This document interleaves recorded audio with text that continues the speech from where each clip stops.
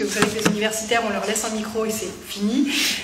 Donc vraiment, on va s'y tenir pour pouvoir avoir un vrai temps de discussion. Hop, j'ai même lancé mon petit chrono. Voilà. Donc moi, je suis Marie Duré-Pujol. Juste une petite précision, je suis secrétaire de la section SNESUP FSU de l'Université Bordeaux-Montaigne et je ne suis pas mandatée par ma section ni par mon syndicat. Donc je parle ici en tant que co-chef de file de la 6e circonscription de Gironde pour la France Insoumise. Donc ce sera un discours militant dans tous les sens du terme, pas mon expérience syndicale, mais aussi politique. Juste pour vous indiquer que s'il y a des indécises parmi vous, le SNESUP FSU a sorti dans son mensuel un comparateur des programmes pour les présidentielles. Donc en posant des questions aux différents candidats ou aux équipes des candidats et candidates, vous pouvez avoir une vision à peu près globale de ce qui est prévu. Le titre de cette réunion ce soir, c'est « L'enseignement supérieur et la recherche dans la 6e République, une chance pour les étudiants et les étudiantes ». Moi, je voudrais même rajouter que c'est une chance pour tout le monde, en fait, puisque c'est même plus que ça, c'est vital. Moi, la partie dont j'ai la charge, c'est la moins... j'allais dire la moins sexy, mais peut-être que l'économie et le reste aussi le sera davantage. Mais moi, je vais faire la partie constat, en fait, pour voir à peu près où on en est. Oui, c'est la partie la plus sombre, on va dire. Mais on va quand même garder à l'esprit que, comme l'a dit Lorraine, un autre monde est possible. C'est d'ailleurs le slogan qui est sur l'affiche officielle de Jean-Luc Mélenchon. Parce qu'en fait, on se rend bien compte, hein, pour celles et ceux qui fréquentent l'université ou qui connaissent des personnes qui la fréquentent, depuis la stratégie de Bologne mise en place par l'Union européenne, il n'y a qu'une seule voie qui se dessine pour les universités aujourd'hui, c'est la voie de la concurrence, concurrence entre les établissements, entre les personnels, entre les étudiants et les étudiantes.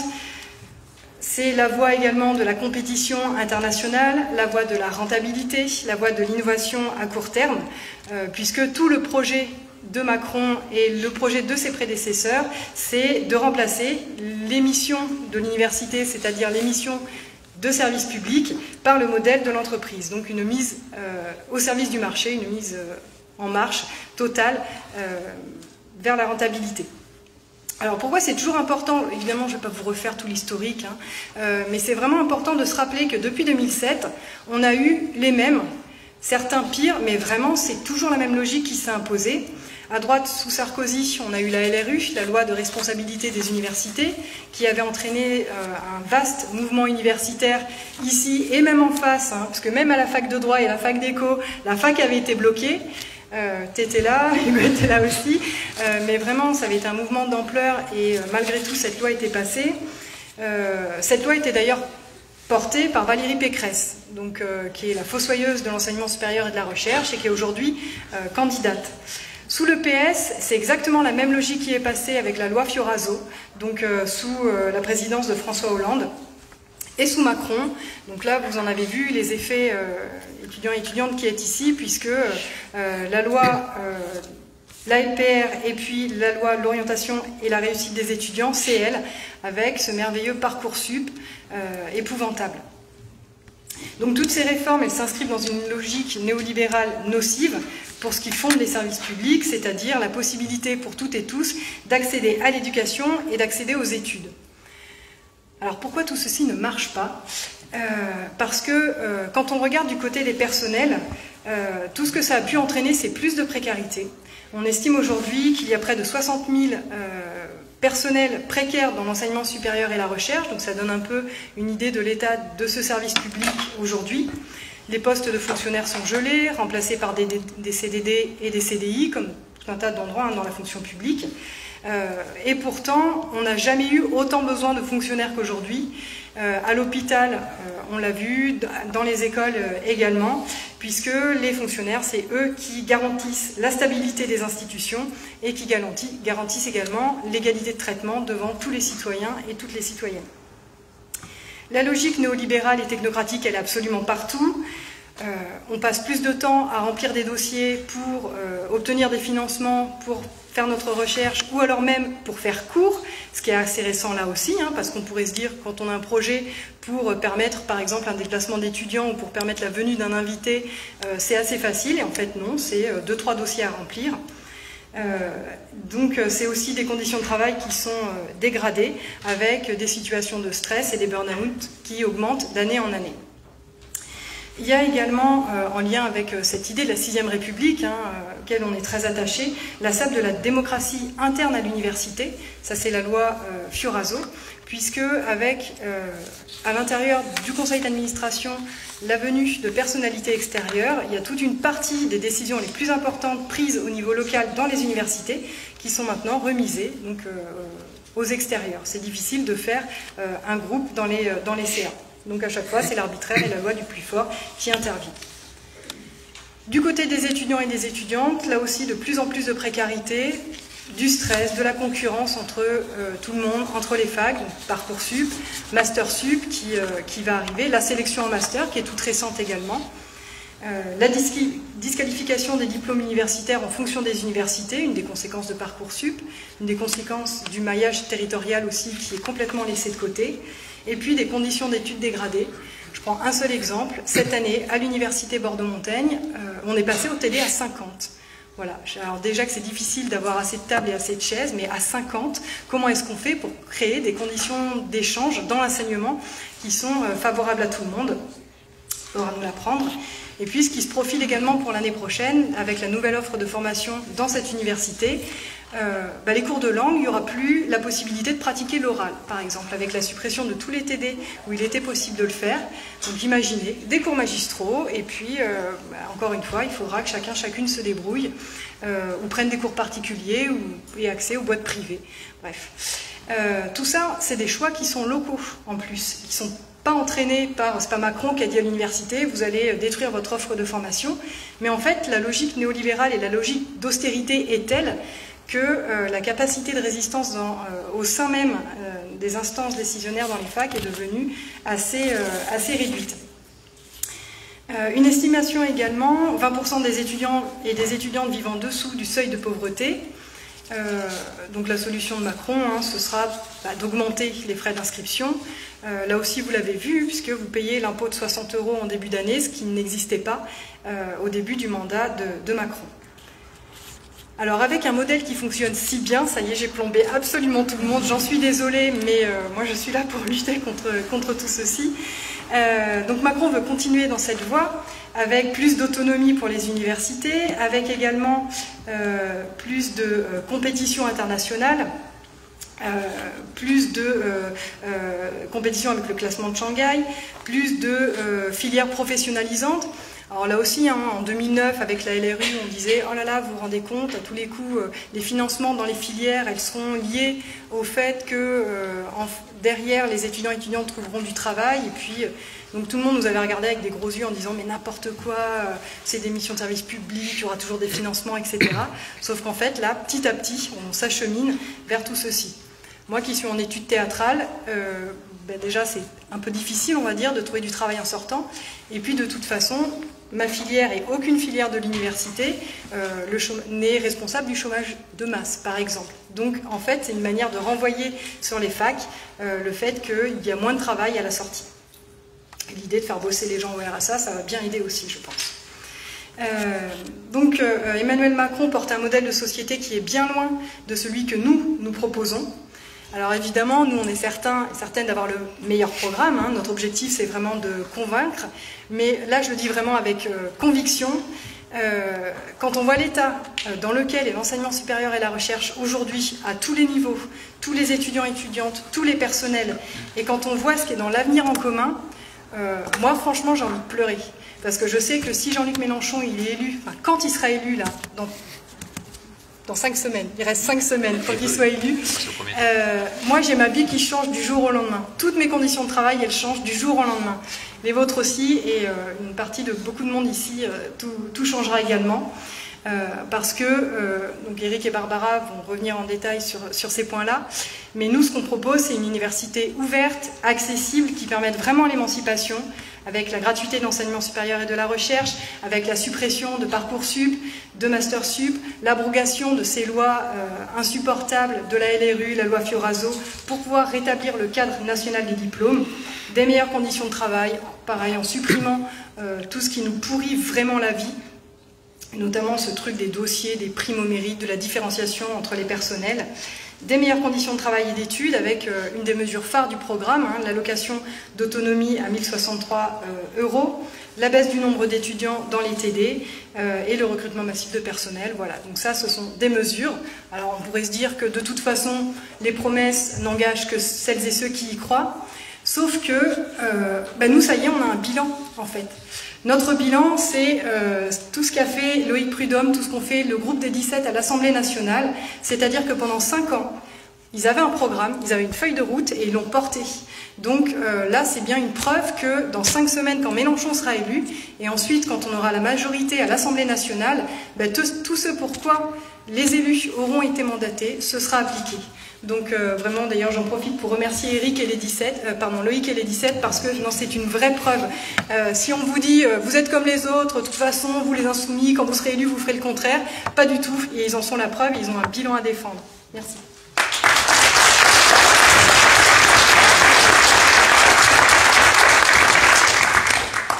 Bien, bonsoir à toutes et à tous. Merci beaucoup aux Jeunes Insoumis pour l'organisation de cette réunion. Alors moi, j'interviens ici pas tant, si un peu en tant qu'économiste, mais en tant que membre de cette belle invention qu'est le Parlement de l'Union populaire, dont j'ai eu l'honneur d'être associé, et qui est vraiment quelque chose qui rassemble des insoumis et des non-insoumis, même si j'étais un sympathisant, je ne suis pas encarté à la France insoumise, mais qui a permis de rassembler des personnes d'horizons très divers, donc des universitaires, du milieu de la culture, des gens associatifs, etc., de partager des expériences, et ça donne effectivement un sentiment de force collective et force de proposition également, donc tout à fait stimulant. Alors pour revenir sur l'enseignement supérieur et la recherche, en fait, j'ai envie de dire que les choses sont assez simples, grâce notamment à Emmanuel Macron, qui est tellement sûr d'être réélu tranquillement en avril prochain qu'il avance de manière tout à fait décomplexée dans ses propositions. Auparavant, on avait souvent des gouvernants qui cachaient ce qu'ils allaient faire une fois élus. Bon, lui, il va, ça va être à la hache, donc pour tous les services publics et pour l'enseignement supérieur et la recherche, pour ce qui nous occupe ce soir. Pourquoi c'est simple? Parce qu'en fait, il y a deux logiques qui s'affrontent dans cette élection. D'un côté, vous avez Macron, mais on pourrait ajouter Pécresse, Le Pen, Zemmour, vous avez les 50 nuances de néolibéralisme.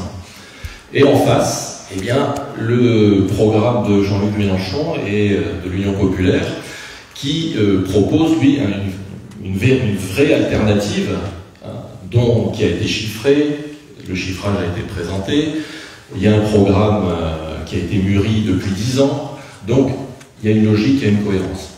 En fait, cette opposition, c'est un monde gouverné par le marché, la compétition, l'individualisme. Bon, vous aurez compris qui c'est. Et en face, l'alternative, eh bien, un monde où la solidarité prime sur la compétition et le collectif prime sur l'individualisme. Si on applique les recettes néolibérales qu'on connaît à l'enseignement supérieur et la recherche, que ce soit les personnels comme les étudiants, vous vous êtes aperçu du glissement sémantique, et pas que sémantique, dans les pratiques à l'université.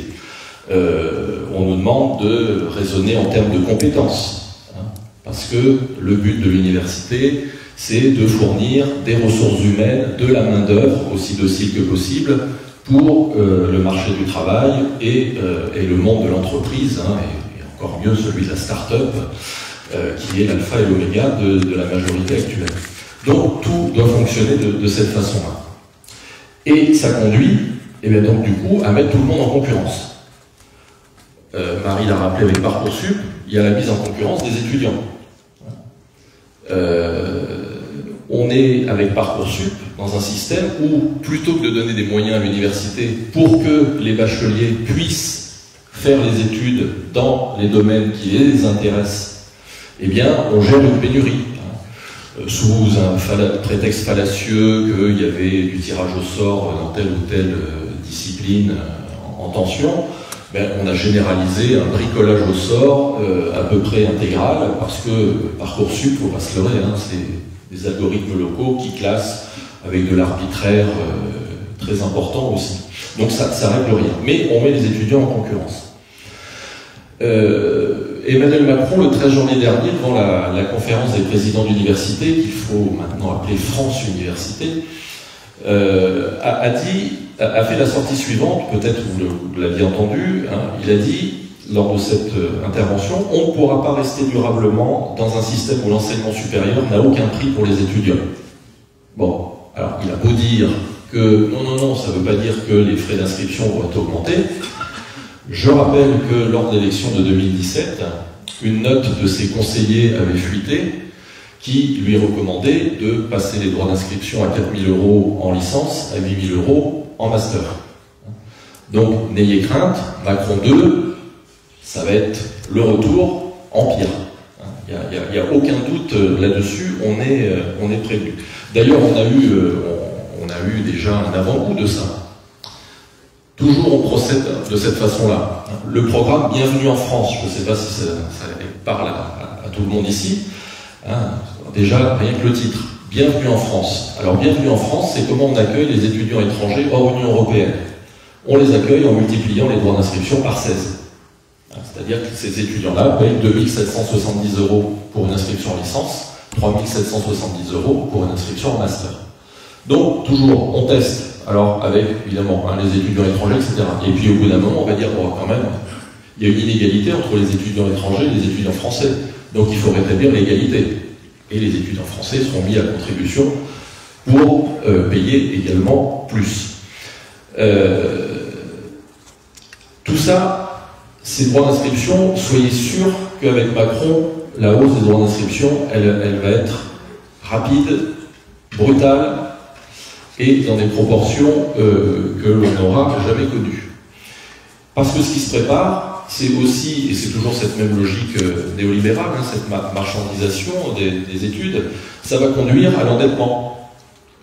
Rassurez-vous, tous les amis financiers et banquiers d'Emmanuel Macron sont déjà dans les starting blocks pour venir aider les étudiants, les futurs étudiants à étudier à l'université quand il faudra payer 3 000, 4 000, 5 000 ou plus en droit d'inscription.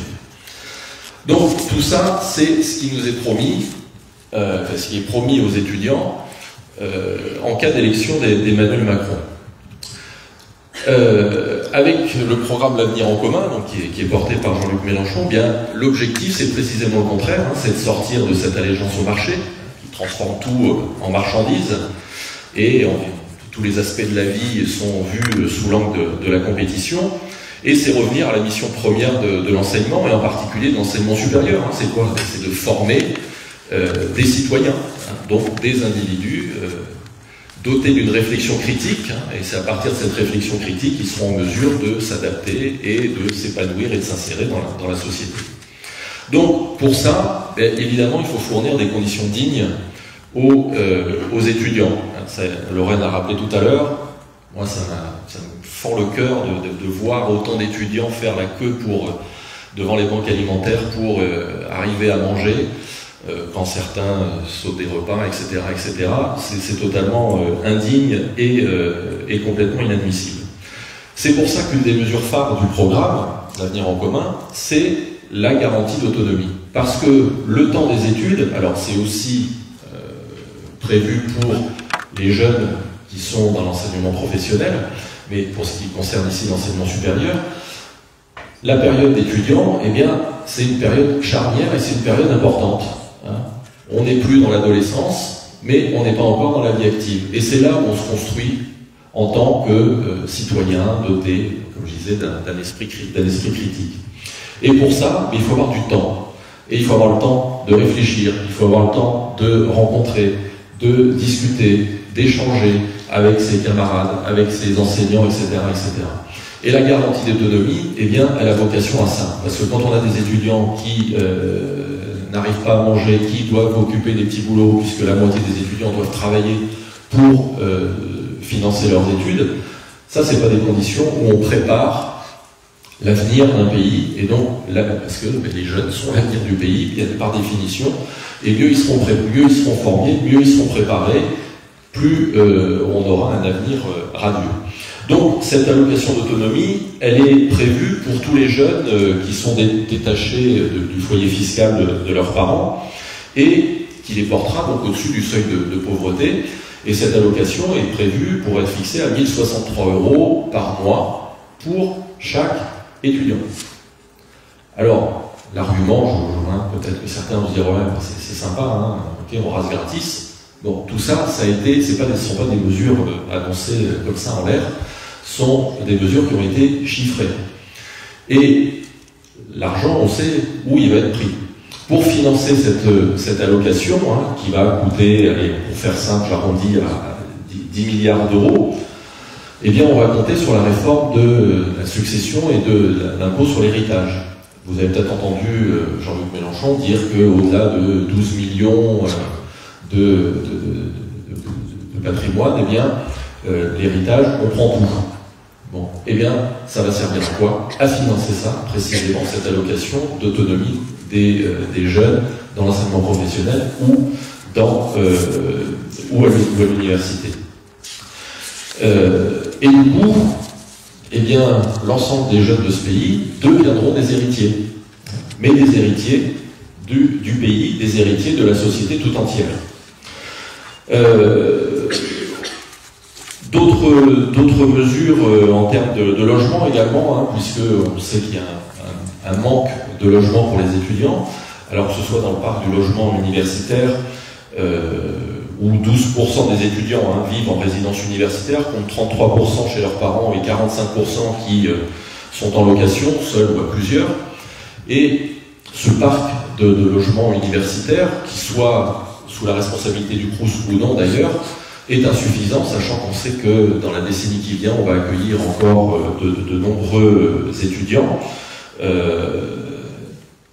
Là aussi, eh bien, il faut donner des conditions dignes pour étudier, mais aussi pour se loger. Les étudiants savent très bien le problème pour se loger à Bordeaux, par exemple, et c'est le cas dans d'autres villes. Et donc, accroître l'offre de logement, c'est aussi avoir une pression à la baisse sur les loyers dans le parc privé. Bon, je vois que j'ai déjà parlé beaucoup.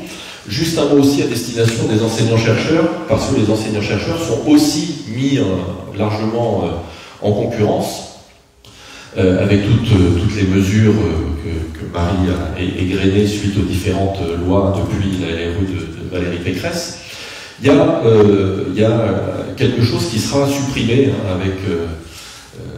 qui est prévu dans le programme L'Avenir en commun, c'est de supprimer ce crédit impôt recherche qui en fait subventionne des entreprises privées sans contrepartie et sans engagement. Ce crédit impôt recherche permet par exemple à Sanofi d'en bénéficier, et ce qui n'empêche pas Sanofi de fermer ses laboratoires de recherche.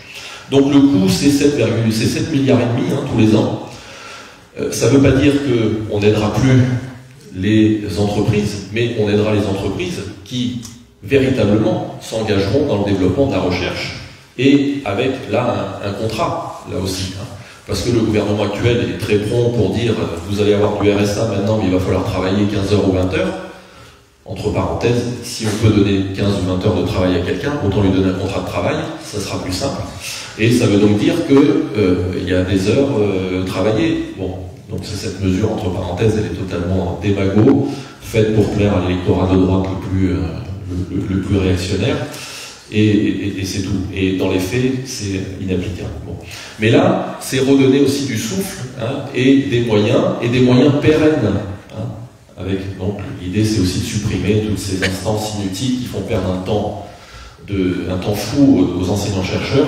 Je veux parler de l'Agence nationale de la recherche ou du HCERES, où on passe son temps à évaluer, faire des projets, etc.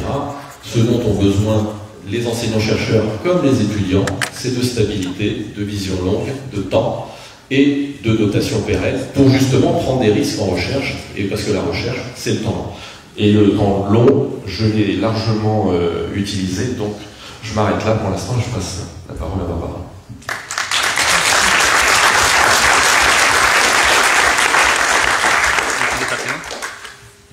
C'est celui-là, toi. Merci. Merci beaucoup. Je suis ravie d'être là parmi vous pour cette réunion importante. De mon côté, je suis également, comme Éric Baird, membre du Parlement de l'Union populaire. J'ai accepté sans aucune hésitation la proposition qui m'a été faite de rejoindre le soutien à cette candidature et à ce programme, l'avenir en commun, puisque moi aussi, je m'y reconnais absolument. Le travail que je voudrais vous présenter rapidement ce soir, c'est un rapport sur l'enseignement supérieur et la recherche auquel j'ai participé pour cette campagne au nom du Parlement de l'Union populaire, et rapport qu'on souhaiterait remettre. Alors idéalement, on aurait souhaité le remettre au candidat en main propre. Je ne suis pas sûre que son agenda le permette, mais qui sait. Sur un malentendu, on pourrait se croiser quelque part, dans une soirée, je ne sais où. Et nous pourrions lui remettre ce rapport. Alors, il ne ressemble à rien parce qu'il note dessus. C'est un beau rapport d'une dizaine de pages.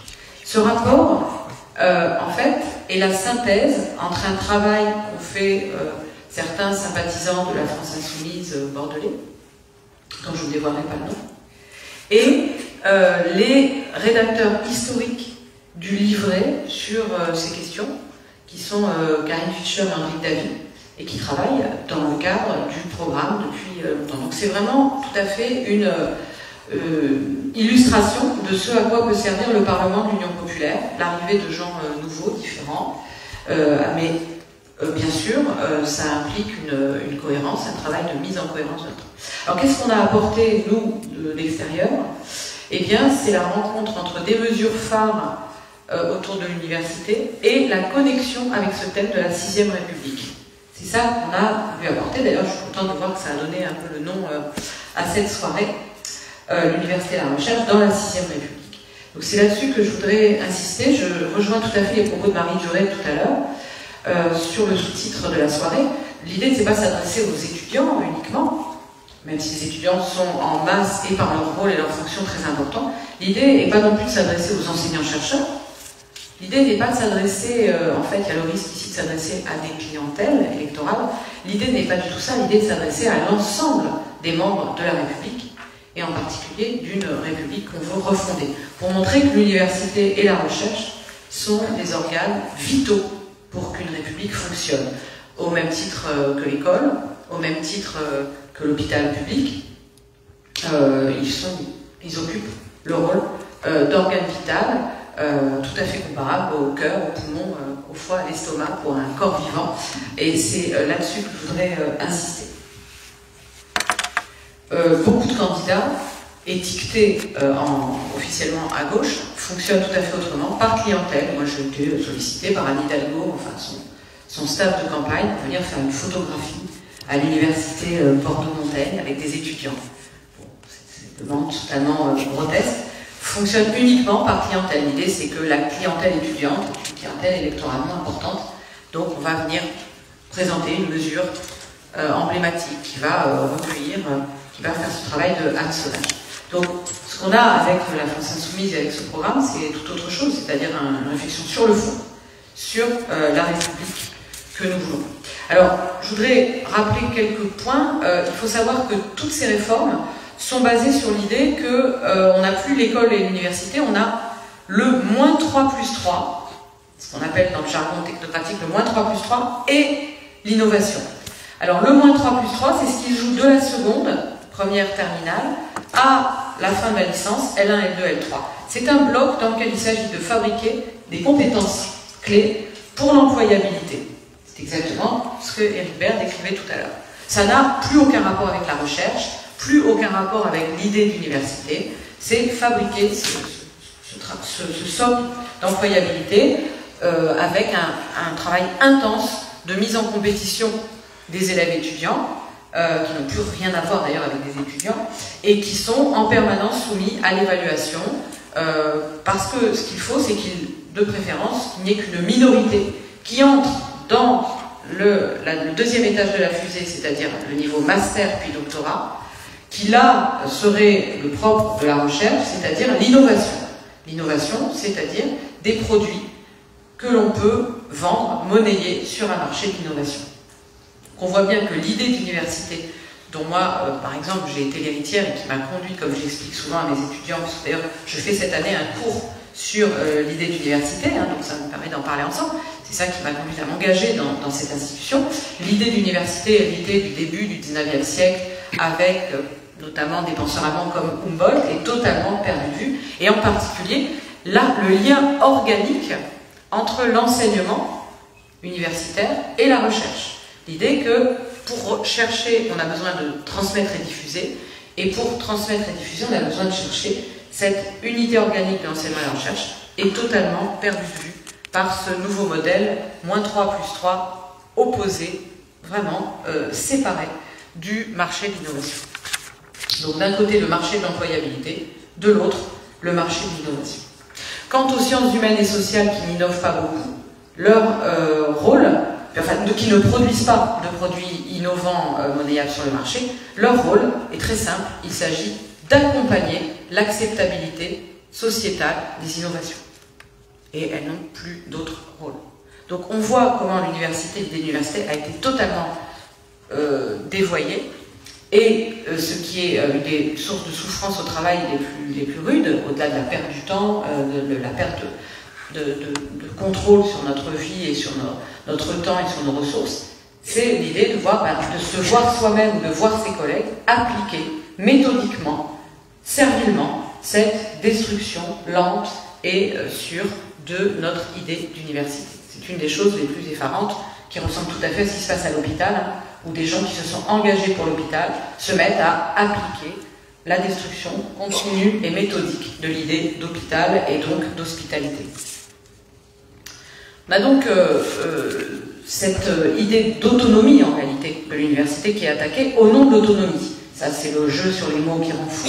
Au nom de l'autonomie, on détruit votre autonomie, et en particulier l'autonomie des chercheurs dans cette unité enseignement-recherche et l'autonomie des étudiants, qui sont de plus en plus asservis par une usine en fait à produire des notes, à produire des évaluations, à produire des petites différences. Moi, il y a quelque temps, quand j'ai commencé l'enseignement supérieur et la recherche, je m'adressais à des gens qui espéraient avoir une licence et qui savaient que s'ils remplissaient à peu près les prérequis de la discipline, etc., ils auraient cette licence. Aujourd'hui, j'ai devant moi des gens potentiellement hostiles pour lesquels je représente un danger, puisque je suis la personne qui va faire baisser leur moyenne de 14,2 à 13,6, ou de 13,6 à 12,4, et donc je deviens un danger pour eux, et par ricochet, ils deviennent un danger pour moi, parce que cette hostilité crée des tensions. Alors, bon, pour ma part, je m'en sors relativement bien, mais cette relation, elle est vraiment dégradée par cette tension autour de la compétition et autour des évaluations. Et ça vient largement d'un autre dispositif dont on n'a pas parlé, qui est autour de la question du temps, qui est la semestrialisation de l'université, qui fait qu'aujourd'hui, au lieu de former des gens et de passer un an avec un groupe autour d'une réflexion, autour d'un sujet commun, et on va passer un an ensemble, et on va lire des ouvrages, on va se plonger dans une période historique reculée, on va prendre de la distance, et bien aujourd'hui, on a 12 semaines pour faire un enseignement. C'est-à-dire, à peine arrivé, l'obsession va être comment produire la première note, puis comment produire la deuxième note pour faire une moyenne de ces deux notes, sans quoi il n'y a pas de contrôle continu. Donc il y a un véritable danger à généraliser ce contrôle continu, à en faire une espèce d'alpha et oméga, parce qu'en fait, le contrôle continu, c'est la surveillance permanente, c'est la pénalité permanente, et ça dévoie totalement la relation que devrait avoir entre des membres de l'université. Je rappelle que les étudiants sont des membres de l'université, ce sont des universitaires au sens où ils font vivre l'université et cette articulation enseignement-recherche. Elle n'est donc plus possible parce qu'en fait, la liberté académique des chercheurs est attaquée en même temps que la liberté académique des étudiants. Les théoriciens de l'université moderne avaient beaucoup insisté sur le fait que les étudiants avaient une liberté académique. Ils étaient libres de construire leur curriculum, ils étaient libres d'exercer, et ils avaient même le devoir d'exercer cette autonomie intellectuelle et donc de construire leur parcours intellectuel. Ça ne veut pas dire qu'ils pouvaient faire n'importe quoi. Bien entendu, ça devait être organisé par la question du savoir, la question d'un savoir commun et partagé, mais il y avait cela qui est complètement aujourd'hui dévoyé. Alors, pour conclure sur ma prise de parole, avec tout ceci, on voit très bien quels sont les obstacles à combattre, à suspendre dès que se mettra en place une vraie politique de l'université. Et je voudrais conclure sur l'inscription de l'université dans la 6e République. La 6e République, au fond, vient, comme vous le savez, contester notamment la 5e, qui concentre tous les pouvoirs potentiellement dans un seul homme. On en a vu une illustration catastrophique pendant 2 ans, où on est allé jusqu'au bout de la caricature de pouvoir républicain que représentait la monarchie républicaine de la 5e République, où c'est à la fin le président, parfaitement inculte, n'ayant aucune notion de médecine, de virologie ou d'épidémiologie, qui décide s'il faut ouvrir les écoles, porter des masques, faire une 2e dose de vaccin, etc. Ça dit très bien ce que c'est qu'une société, et en particulier une république, dans laquelle l'université est excellente, dans laquelle elle ne joue plus son rôle, dans laquelle d'ailleurs elle a été parfaitement inaudible, cette université. Pendant 2 ans, on n'a entendu personne presque contester ce pouvoir épistémique, ce pouvoir de connaissance du monarque prétendument républicain. Je dis bien prétendument, puisque ce faisant, on n'est plus du tout dans une république. Alors, par rapport à ça, l'université inscrite dans la 6e République, par exemple, elle accorderait un rôle central au centre hospitalo-universitaire, au CHU, où doit circuler le savoir, un savoir qui est à la fois pratique, utile, partagé entre soignants et chercheurs, mais aussi entre médecins, soignants et patients. Donc vraiment un lieu où le savoir circule, un lieu où l'esprit de l'université doit circuler dans toute la société à partir de ces institutions. Ici, on voit bien un exemple complètement inverse de la caricature de ce qu'on a vu là pendant 2 ans. Et on voit bien comment, par exemple, le CHU lui-même a été détruit, mis au pas. Il règne dans ces institutions une sorte de chapeau de plomb, un silence de mort autour des élucubrations de ce jeune monarque pseudo-républicain sur l'épidémiologie ou la virologie, où plus personne n'ose même contester ses paroles, sinon en murmurant.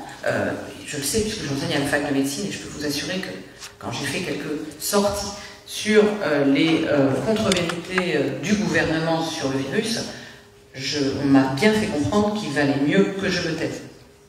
Donc, vous voyez, c'est vraiment la question de la circulation du savoir dans une république qui est en jeu, et ça renvoie à la fois à l'histoire du socialisme républicain, tel qu'il a pu être incarné par quelqu'un comme Jean Jaurès. Ça renvoie à la fois à une république qui ne trahit pas la république, c'est-à-dire qu'elle est sociale, et donc il y a une circulation du savoir dans toute la société, et le savoir n'est pas l'apanage, la production, la propriété, le privilège d'une petite élite aristocratique. Donc il y a bien sûr cette dimension sociale de la République, mais aussi cette dimension démocratique, qui fait qu'une démocratie qui fonctionne suppose cette circulation d'un savoir toujours en train d'être produit et toujours en train d'être cherché, pas déjà possédé. C'est ça qu'incarne l'idée d'université, dans sa différence peut-être avec l'idée d'école, qui peut conduire parfois au risque du savoir scolaire figé.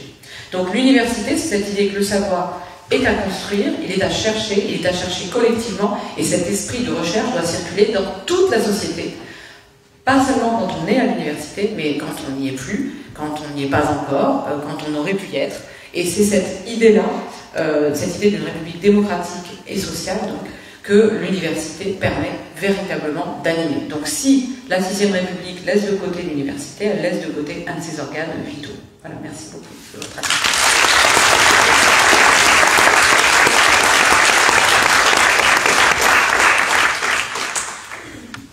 Merci beaucoup. Alors pour moi, la tâche la plus ardue, merci les amis, c'est que vous avez quasiment tout dit et de façon très brillante. Je vais quand même mettre mon petit chrono parce que même quand j'ai vu beaucoup de choses, mes camarades ont laissé, j'arrive à dépasser. Voilà, c'est parti. Oui, pour rebondir sur les propos de Barbara à l'instant, je pense qu'effectivement c'est central cette question de démocratie et d'absence de démocratie dans la 5e République. Effectivement, c'est pas juste une vision de l'esprit, on veut passer à la 6e juste pour se faire plaisir et parler. Non, c'est qu'il y a une vraie nécessité démocratique dans tous les champs, qu'ils soient effectivement celui de l'université et de l'entreprise, de l'école même, du premier ou du second degré, de retrouver cette question de démocratie et d'ouverture.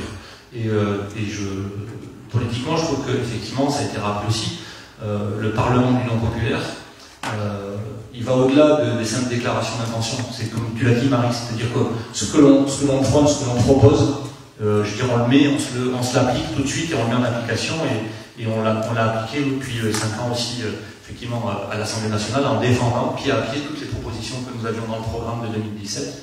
Je crois que plus de 80% du programme, on l'a traduit en amendement que l'on a proposé à l'Assemblée nationale. Donc il y a vraiment effectivement une nécessaire refonte, une revitalisation de la vie démocratique dans le pays. C'est une responsabilité politique.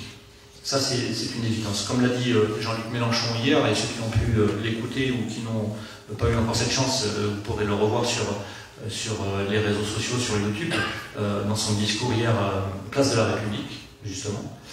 C'est la question du rôle central de l'enseignement sur cette question démocratique et sur cette question d'émancipation.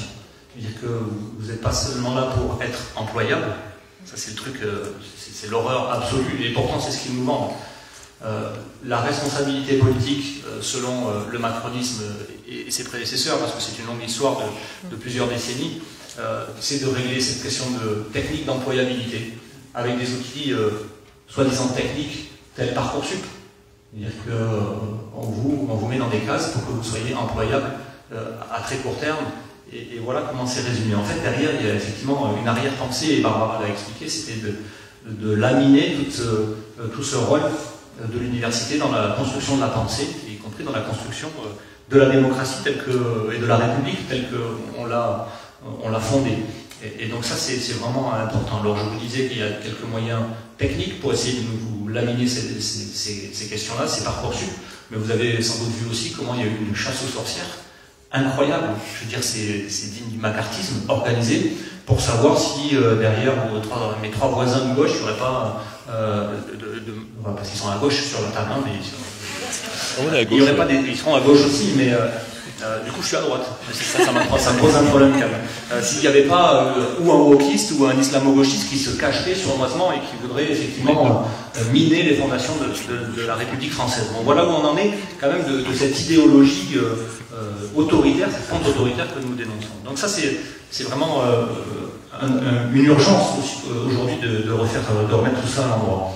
Alors moi j'avais un message quand même si Barbara l'a dit, cette discussion s'adresse à tout le monde, mais je pense que votre situation étudiante, elle vous semble éphémère. Je veux dire, elle semble éphémère aussi à l'ensemble de la société, puisque c'est finalement un court passage, et donc, de fait, comme beaucoup de situations éphémères, en fait, ça provoque un désintérêt, j'allais dire, d'une majorité de responsables politiques. Et pourtant, cette question qui, si effectivement sur la durée de votre cursus scolaire ou d'une vie complète, elle est éphémère, en fait, elle est absolument essentielle à la construction de ce dont on vient de parler, du savoir, de l'émancipation. Et c'est une responsabilité immédiate que nous avons, nous, responsables politiques, enseignants-chercheurs, vous, étudiants. C'est une responsabilité immédiate, mais aussi pour l'avenir entier de la République, que de se préoccuper de ce qui se passe à l'université et de comment on organise effectivement cette question-là. Moi, j'ai pas tant de réponses que de questions, en fait. C'est pour quel projet de société l'université? Et ça a été en partie évoqué par mes camarades. C'est quel projet de société on construit avec une université où on fait une chasse aux sorcières, ou avec une université où, finalement, le savoir est sans cesse mis en discussion, où les moyens sont donnés, avoir du débat, de la controverse. Quels moyens sont aussi donnés pour faire face aux défis sociétaux, sociaux, environnementaux, climatiques? Quels moyens on se donne pour faire face à ces défis? Est-ce que c'est la seule réponse de l'employabilité, dans la mesure où aujourd'hui c'est que quelques technocrates dessinent pour votre parcours pour que vous soyez employable? Ils ont ça sur une courte vue, puisque beaucoup des défis qu'ils ont imaginés pour vous faire vos cursus d'employabilité, ils n'en avaient même pas conscience eux-mêmes il y a 5 ans, 10 ans, même 2 fois 2 ans avant. C'est-à-dire qu'aujourd'hui, on se trouve dans des bouleversements aussi qui nécessitent d'avoir avant tout une émancipation, une faculté d'apprendre, une faculté à rediscuter des certitudes sans cesse, et ça c'est l'université qui peut le faire. Voilà quelle est la responsabilité immédiate que vous portez, que nous portons collectivement pour l'université. Alors on a effectivement quelques solutions, elles ont été évoquées, je vais en rebalayer quelques-unes. C'est quelles mesures nous proposons concrètement, parce que, alors on vous le dit, c'est pas seulement une vue de l'esprit, ça a été chiffré, Eric l'a précisé. C'est tout d'abord un investissement dans la recherche qui doit augmenter, et nous on prévoit que ce budget augmente, parce que c'est quoi aussi l'intérêt, et hormis le lien organique qu'a évoqué Barbara entre l'enseignement supérieur et la recherche, c'est aussi pour le coup, et moi qui étais pauvre technicien, je vais dire, dans la recherche publique, je l'ai vu parce que j'ai accompagné beaucoup de doctorants, post-doctorants, que j'ai aidés à ma modeste place dans leur cursus. C'est aussi des endroits où la précarité, elle règne parce qu'il y a des austérités budgétaires, parce qu'il n'y a pas d'investissement pour avoir des programmes pérennes, de long terme, où on recherche sans forcément savoir si on va valoriser dans 3 ans, dans 4 ans la recherche. C'est ce que explique Jean-Luc aussi avec cet exemple. Si vous avez une recherche sur comment faire que les cheveux blancs ne deviennent pas jaunes et qu'il y a un débouché commercial dans 4 ans, vous êtes financé. Si vous recherchez de la recherche fondamentale sur un autre domaine, vous en avez pour 10 ou 20 ans avant de peut-être, hypothétiquement, faire une découverte qui pourrait être utile. Bon, là, vous pouvez toujours vous aligner pour essayer d'avoir un dossier ANR qui passe. Parce que l'ANR, c'est quoi? En fait, c'est cette agence nationale de la recherche qui, pour financer la recherche, trie par mots-clés. Alors les mots-clés en ce moment, voilà, c'est le changement climatique, c'est peut-être même, ils ont rajouté wokisme ou islamogogie, je ne sais pas, dans les nouveaux... Il faudrait essayer pour voir si... Il doit y avoir des budgets. Il doit y avoir des budgets pour ça. Donc c'est des mots-clés, et si vous ne rentrez pas dans ces mots-clés, vous n'avez pas de budget. Et donc il y a 10% des dossiers que les enseignants, les chercheurs déposent, seulement 10% qui ont un financement. Donc ils passent leur temps à remplir des dossiers, au lieu d'enseigner, au lieu de faire de la recherche, pour des choses tout à fait parfois futiles. Donc ça c'est effectivement une des mesures, c'est renforcer les budgets et supprimer cette agence nationale de la recherche qui prend du temps, qui prend de l'argent pour une efficacité absolument nulle. Ça nous coûte plus que ça nous rapporte sur tous les points, intellectuellement, financièrement.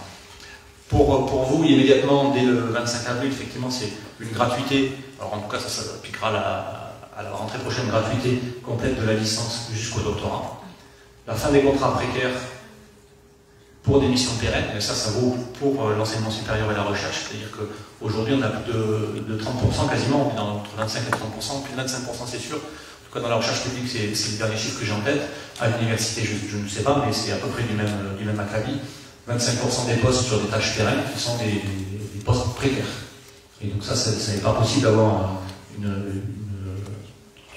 un travail à votre service, au service de l'enseignement et de la recherche, si on est dans l'incertitude. Et enfin, la question du financement, et je vais terminer par là, je suis dans le timing, c'est bien, et on pourra démarrer après les questions-réponses, le financement de l'autonomie des étudiants. Ça a été évoqué, parce que ça me paraît la mesure la plus, en même temps symbolique et efficace. C'est-à-dire que, comme l'a expliqué Eric, quelle que soit la situation du foyer fiscal de vos parents, vous avez une allocation de 1 063 € pour faire vos études. Alors, je veux dire, c'est déjà un bénéfice pour ceux qui aujourd'hui sont dans la galère, travaillent le soir, les week-ends pour essayer de financer, effectivement, de remplir leur frigo, de financer leurs études. Ça, c'est un effet immédiat. Mais c'est aussi, on parle d'émancipation. Et c'est un levier d'émancipation, et je veux relever ça, extraordinaire. C'est qu'on voit parfois aussi la pression dans les familles, sur les enfants. Dire, bon, ben voilà, toi tu vas faire des études de médecine ou de philosophie, parce que, effectivement, voilà, c'est la voie royale, et finalement, non, vous avez envie de faire des études théâtrales, parce que Marie-Curie-Péjol est extraordinaire. Mais vos parents vous disent, non, pas question. Et si tu fais pas des études de médecine ou de je ne sais quoi, on ferme le robinet et tu pourras pas choisir. Donc ça veut dire que ça vous laisse aussi une liberté complète d'assumer vos choix, de même de vous tromper, parce que c'est aussi l'écueil formidable de Parcoursup, c'est le truc incroyable. Moi je l'ai vécu en tant que parent, c'est le truc, c'est que à 16 ou 17 ans, vous êtes tenu de savoir quel est votre parcours jusqu'à la retraite. En gros, choisissez votre métier, vous n'avez plus le droit de vous tromper. Il y a comme si, en plus les gens qui ont pondu ce truc-là, eux, ils passent leur temps à se planter. Mais eux, c'est jamais remis en cause. Par contre, vous n'avez pas le droit à un seul choix, qui n'est pas forcément une erreur d'ailleurs, qui est pas enfin, je veux dire, vous avez le droit de tester, vous avez le droit d'essayer une filière pour voir si ça vous convient, si ça ne convient pas, et surtout on a le devoir, nous, responsables politiques, de vous permettre ce choix-là, et si ça ne convient pas, de vous permettre aussi de trouver une passerelle pour faire autre chose. Et donc ça, je trouve que c'est la grande force de cette allocation d'autonomie, c'est qu'elle permet le choix absolu de votre vie. C'est-à-dire qu'on ne vous dicte plus quel doit être votre parcours, parce que aujourd'hui, bien malin qui peut prétendre aujourd'hui de savoir quelle carrière il veut embrasser quand il a 17 ou 18 ans, bien malin celui qui pourra dire que c'est le même métier en plus que vous ferez de la sortie de l'université jusqu'au bout de votre carrière, parce que les choses évoluent beaucoup. Donc ça me paraît aussi illustrer la façon dont on envisage, nous, l'enseignement supérieur et la recherche. Et voilà, je termine là-dessus parce que c'est vraiment quelque chose qui me semble très concret et qui permet de percevoir concrètement ce que pourra changer effectivement notre vision sur l'enseignement supérieur et la recherche. Voilà, j'ai rempli largement et dépassé le temps. Donc les questions sont ouvertes. Je ne sais pas si un micro peut être.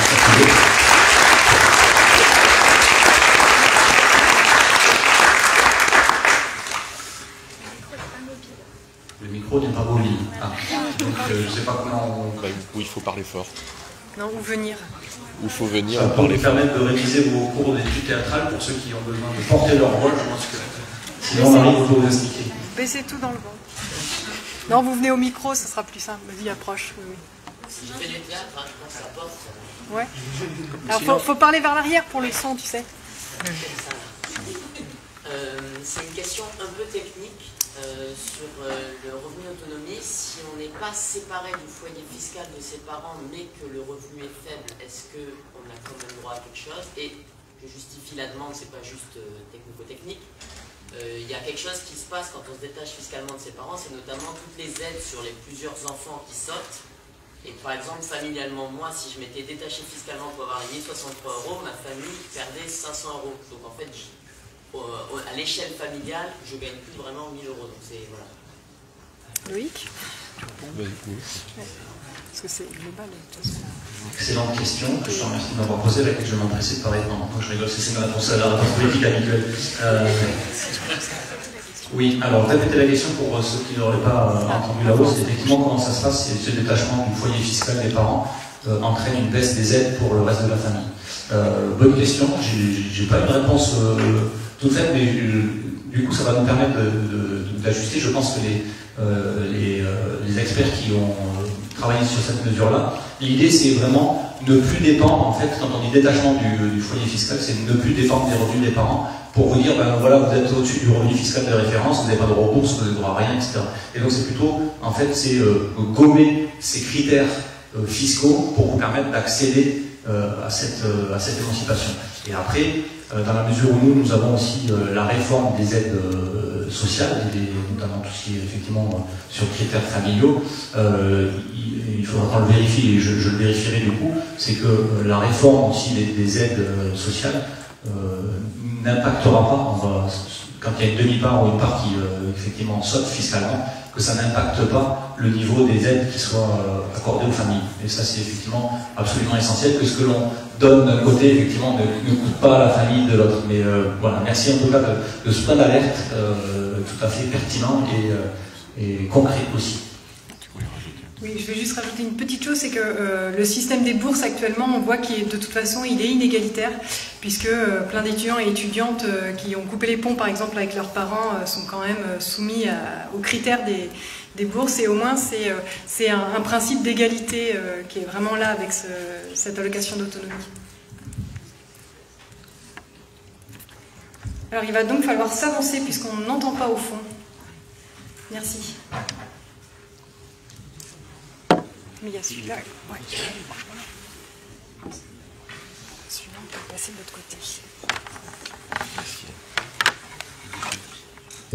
On bricole. Merci. Oui, j'ai passé l'âge des étudiants. Mais je dois dire ce que je pense. Je suis très content que cette réunion ait eu lieu et d'y être. Parce que, bon, moi je suis syndicaliste, je suis militant, mais j'ai des enfants, j'ai des petits-enfants. Et ce que j'ai trouvé le plus insupportable récemment, c'est quand l'université était fermée totalement.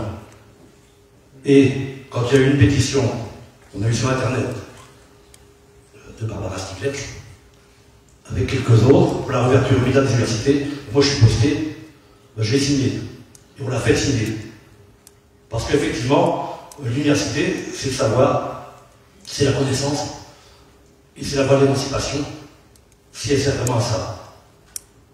Et après, quand j'ai vu dans mon journal, dans la formation ouvrière, que dans le Parlement de l'Union populaire, il y avait Barbara Stiegler et que moi j'avais partie aussi, pas du Parlement, mais du combat commun dans l'Union populaire, pour que la candidature de Jean-Luc Mélenchon, qui porte l'avenir en commun, puisse triompher, ou qu'au moins ça remporte le plus de millions et que ça servira de toute manière pour résister, je pense que ça fait plaisir, parce que ça montre que c'est possible. Et ça, c'est capital. Et aujourd'hui, moi je pense que là, on est dans une situation similaire, on veut nous mettre dans une situation similaire, on nous a mis sous prétexte du Covid. Parce que c'est quand même pas n'importe quoi qu'on rentre et qu'on voit des sens interdits partout, sur les tables, dans une université.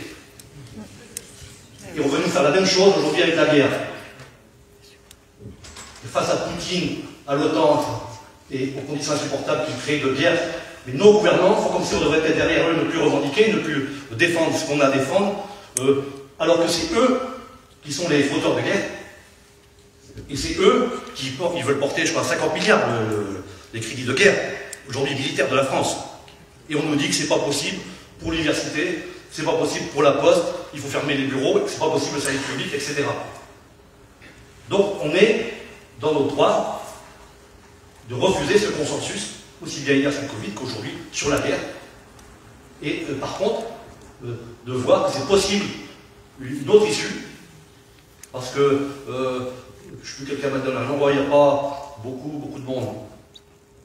Moi je me souviens, je suis venu au mois de décembre, on m'avait invité comme syndicaliste postier pour parler sur la contre-réforme des retraites, la retraite par points, un syndicat étudiant, je la FSE, je crois.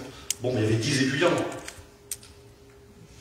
Mais il y avait le combat social aussi, et on a gagné, on a quand même fait reculer le Macron, et il a perdu sa réforme par points. Donc c'est possible, si on s'unit, et qu'on a les idées claires, et qu'on a la volonté de combattre. Et je pense que l'Union populaire, c'est ça, il faut peut-être voir pour que ce soit décliné partout, à tous les niveaux. Parce que c'est la voie pour qu'on soit, non seulement on assiste à des discours qu'on partage, mais aussi qu'on puisse en être partie prenante. Donc c'était plutôt cette réflexion que je voulais faire. Merci beaucoup. Merci. Donc on m'a dit que cette question universitaire dépasse largement le cadre de l'université et des murs de l'université. Est-ce qu'il y a d'autres questions? On va essayer de respecter en plus la parité, c'est parti. Bonjour à tous et bonsoir. Merci à tout le monde d'être là. Moi je suis chercheuse au CNRS, donc je suis là pour enquêter sur votre islamo-gauchisme à côté. On peut faire des entretiens. En fait, j'étais très sensible à ce que vous avez dit, notamment sur la partie du manque de démocratie en recherche. Moi j'ai vécu, je fais partie des gens qui ont la chance d'être dans les mots-clés. Je fais de la physique quantique. Mais malgré tout, d'ailleurs, en fait, j'ai aucune chance d'avoir des financements parce que je ne fais pas les mises sur le marché d'ici 3 ans. Et malheureusement, on a vraiment, c'est vraiment vécu, j'ai vraiment des Merci, vous pouvez partir madame, on n'aura pas de financement. Je fais la recherche fondamentale, j'ai vraiment fait un projet candidaté, donc regarde, et en fait, c'est si vous avez quelque chose à mettre sur le marché d'ici 5 ans. Non, moi, je suis ravie de faire quelque chose d'absolument inutile et j'aimerais bien que ça continue pour le moment.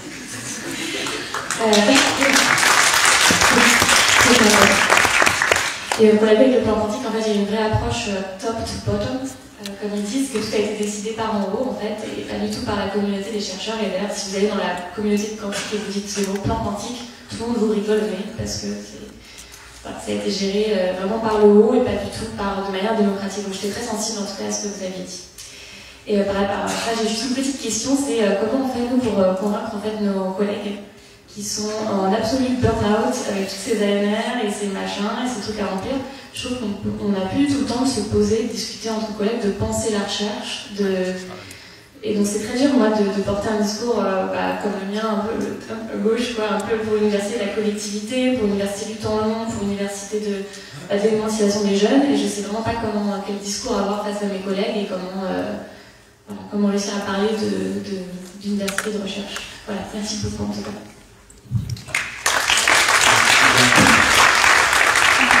Alors, Amsterdam. Non mais là, la solution, très clairement, c'est le bulletin de vote. Hein. Non mais vraiment... Mais comment tu les convaincs, effectivement? Comment on les convainc d'aller voter? Ouais, en 2-3 mesures, mais déjà la suppression de l'ANR, la fin de tous ces dossiers pourris, je crois que ça va en convaincre plus d'un. Évidemment, c'est pas tout, parce qu'après, il y a toujours tout un tas d'arguments derrière, mais là, l'urgence est tellement grande quand on voit les conditions dans lesquelles on travaille que c'est vraiment la réponse tout de suite. Ensuite, entre-temps, ça renvoie à cette grande problématique de comment est-ce qu'on fait pour recréer du collectif. C'est pas propre à l'université, c'est propre à tout un tas de secteurs. Et quand on a la tête sous l'eau tout le temps, une solution, c'est de se syndiquer ou de créer un collectif, ou des fois tout simplement de recréer des espaces qu'on nous a pris. Juste boire un café pendant un quart d'heure, 20 minutes, c'est tout bête, mais ça paraît maintenant un gros luxe. Et ça, c'est sur le temps long, c'est-à-dire petit à petit, comment on fait pour convaincre. Et de toute façon, on sait... Là, quand Jean-Luc sera élu, ça va changer de conditions de travail, mais il y aura aussi tout un moment où il va falloir recréer tout ça, nous permettre de refaire du lien, du collectif, de retravailler d'humain à humain, puisqu'on l'a vu, vous avez parlé tout à l'heure des facs qui étaient fermés et ça a facilité le numérique, sauf que les effets très néfastes du numérique, c'est que maintenant on a même plein de collègues qui préfèrent faire du Zoom pour des réunions plutôt que de venir sur site, de venir sur leur lieu de travail. Donc ça, c'est quand même un énorme problème. Donc tout ce qui a été détruit, on va le reconstruire et on commence par ça, un café, une discussion. C'est tout bête, mais... et le bulletin de vote. Ah oui, et moi je voulais dire absolument avant de partir qu'il faut penser à prendre des procurations s'il y en a dans vos proches qui ne savent pas encore s'ils vont aller à la pêche ou pas. Vous n'irez pas à la pêche de toute façon, donc vous récupérez la procuration. Au labo, vous pourrez faire ça aussi, récupérer une proc. Mais moi je viens, sinon je viens discuter, il n'y a pas de problème. Et la question aussi, peut-être un argument, c'est, on disait, il y a peut-être aujourd'hui parmi les collègues du labo en question, il y en a au moins un sur 4 qui est précaire. Donc déjà, ça veut dire qu'avec la fin de la précarité, c'est-à-dire sur des tâches pérennes qui sont là, effectivement, plus d'aller chercher à chaque fois un contrat sur projet des ANR et tout ça, c'est-à-dire qu'au moins 1 sur 4 dans le labo, il aura un emploi pérenne le 25 avril, c'est-à-dire qu'il sera fonctionnaire de la recherche publique. Ça peut être, déjà pour cela, un argument. Alors, on avait des questions tout là-haut. Alors moi je ne peux pas descendre, je peux pas escaper. Quand on me monte le micro... Non, le fil est passé bon, Michel, mais je répéterai ta question. Ouais, mais vous savez, comme en théâtre, je ne vais pas donner de leçons, il faut parler toujours debout pour que le diaphragme... Tu descends la voix. Manipuler les poumons, comme je fais un peu de théâtre. Je voulais dire, comment allez-vous? Moi, ma question est assez technique, on va dire. Je réfléchis à la mise en place de la 6e République. La technique, comment on va faire. Dans le domaine de la recherche, j'ai commencé ma recherche, moi, en 1981. Il y a eu comme une éclair. Alors, je peux citer des noms. Il y avait Chevènement, il y avait Nicolas. Des gens qui ont lancé un projet sur lequel j'ai eu l'impression, et pendant un certain nombre d'années, nous avons vécu dans cette euphorie, avec Savary, la loi Savary aussi, comment la France insoumise va-t-elle monter cette réforme qui est urgente? Alors je précise, je suis ancien prof et j'étais président d'université, d'une toute petite université, sur la mise en concurrence des universités. Ça a été terrible, et j'avoue que dans l'université de Pays, cette université, qui était la 88e université sur 4 des 90 françaises, la mise en concurrence et le classement de Shanghai a failli nous être mortel. On a réussi à se sauver parce qu'on occupait une niche à La Rochelle qui nous permettait de survivre, et elle survit d'ailleurs toujours. Alors, ce mécanisme, il y a un chantier pour moi que je vois énorme. J'aurais 20 ans de moins, je m'y mettrai. Maintenant, c'est un peu dépassé, mais est-ce qu'il y a des pistes sur lesquelles je ne peux pas revenir en 1981 parce que ce serait refaire l'histoire et dire à l'époque, mais je pourrais revenir aussi à l'époque de Charles de Gaulle sur l'ouverture et l'autonomie qu'il y avait au niveau de la recherche. Je ne suis pas gaulliste. Voilà. J'étais un peu au courant, Michel, merci, ancien président de l'Université de La Rochelle qui nous accompagne aussi depuis un petit peu de temps dans nos combats politiques. Déjà, moi, juste relever avant que les camarades répondent sur effectivement la mise en œuvre de cette réforme, c'est la question du classement évoqué. Effectivement, les étudiants de Charente-Maritime, des abords toute la Charente-Maritime d'ailleurs, et puis même de plus loin, auraient été privés d'un outil essentiel, effectivement, pour étudier à proximité et pas être obligés de déménager à l'autre bout de la France pour aller chercher une université. Donc ça effectivement, on se fout des classements. Ce qu'il faut, c'est qu'il y ait des universités qui couvrent l'ensemble du territoire et proposent des solutions, en fait, aux jeunes. Sur la mise en place, Marie ou Eric, peut-être, ou Barbara, je ne sais pas si... Je veux bien répondre. Pour ce qui est de la mise en place de la 6e République, il y a tout ce qui relève de la Constituante, etc. Mais ce que j'ai essayé de présenter, c'est que précisément, penser l'université dans ses fonctions vitales pour l'ensemble d'une République, c'est instituer une nouvelle République. Il faut voir que la République de la fin du 19e siècle, elle a mis comme socle de l'unité républicaine l'école. Mais elle n'est pas vraiment allée jusqu'à l'université. Hein, c'était en projet, mais c'était inabouti. Donc ce qu'il y a de nouveau dans cette nouvelle République, ça peut se trancher, ça doit se trancher aussi par la réhabilitation de l'idée de l'université, sa rénovation, sa transformation. C'est ça qu'on essaie d'expliquer dans ce rapport. Donc ça, c'est une mise en œuvre très technique, parce qu'effectivement, repenser la fonction de l'évaluation, repenser la fonction de l'enseignement et de son rapport avec la recherche, tout ça c'est très technique, ça suppose de défaire des contre-réformes et de réformer mieux, mais ça institue justement une nouvelle République, c'est ça que j'ai essayé d'expliquer. Et pour ce qui est de comment répondre, mobiliser les collèges, je pense que très souvent, il faut revenir sur le sens de leur mission. Beaucoup de collègues croient que l'université n'intéresse personne, qu'ils sont la dernière roue du carrosse, et ils trouvent plein de moyens d'alimenter cette déploration mélancolique. Hein. Par exemple, on nous a fermés pendant 2 ans, on était les derniers, etc. On trouvera plein de moyens de s'auto-intoxiquer dans cette déploration mélancolique. En réalité, je suis convaincue que dans ce pays, les gens sont profondément attachés à l'université. L'université est quelque chose qui symboliquement est très très importante, bien au-delà du public des étudiants, du public des enseignants-chercheurs. Voilà, pour les personnes qui ont des enfants et des petits-enfants, l'université c'est très important. Donc je pense qu'une des manières de remobiliser les collègues, c'est de leur faire comprendre que ce qu'ils ont dans les mains, ce dans quoi ils sont, c'est quelque chose qui est fondamental pour l'ensemble du pays. Et c'est pas seulement une manière de renarcissiser les gens, mais c'est aussi une manière de les reconnecter au sens de ce qu'ils font et de les responsabiliser par rapport à ce qu'ils font du même coup.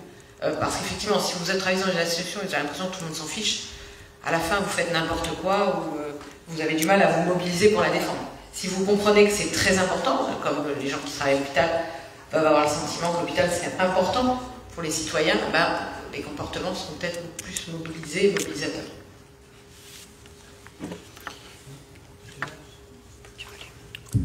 Puis peut-être juste un mot pour remobiliser.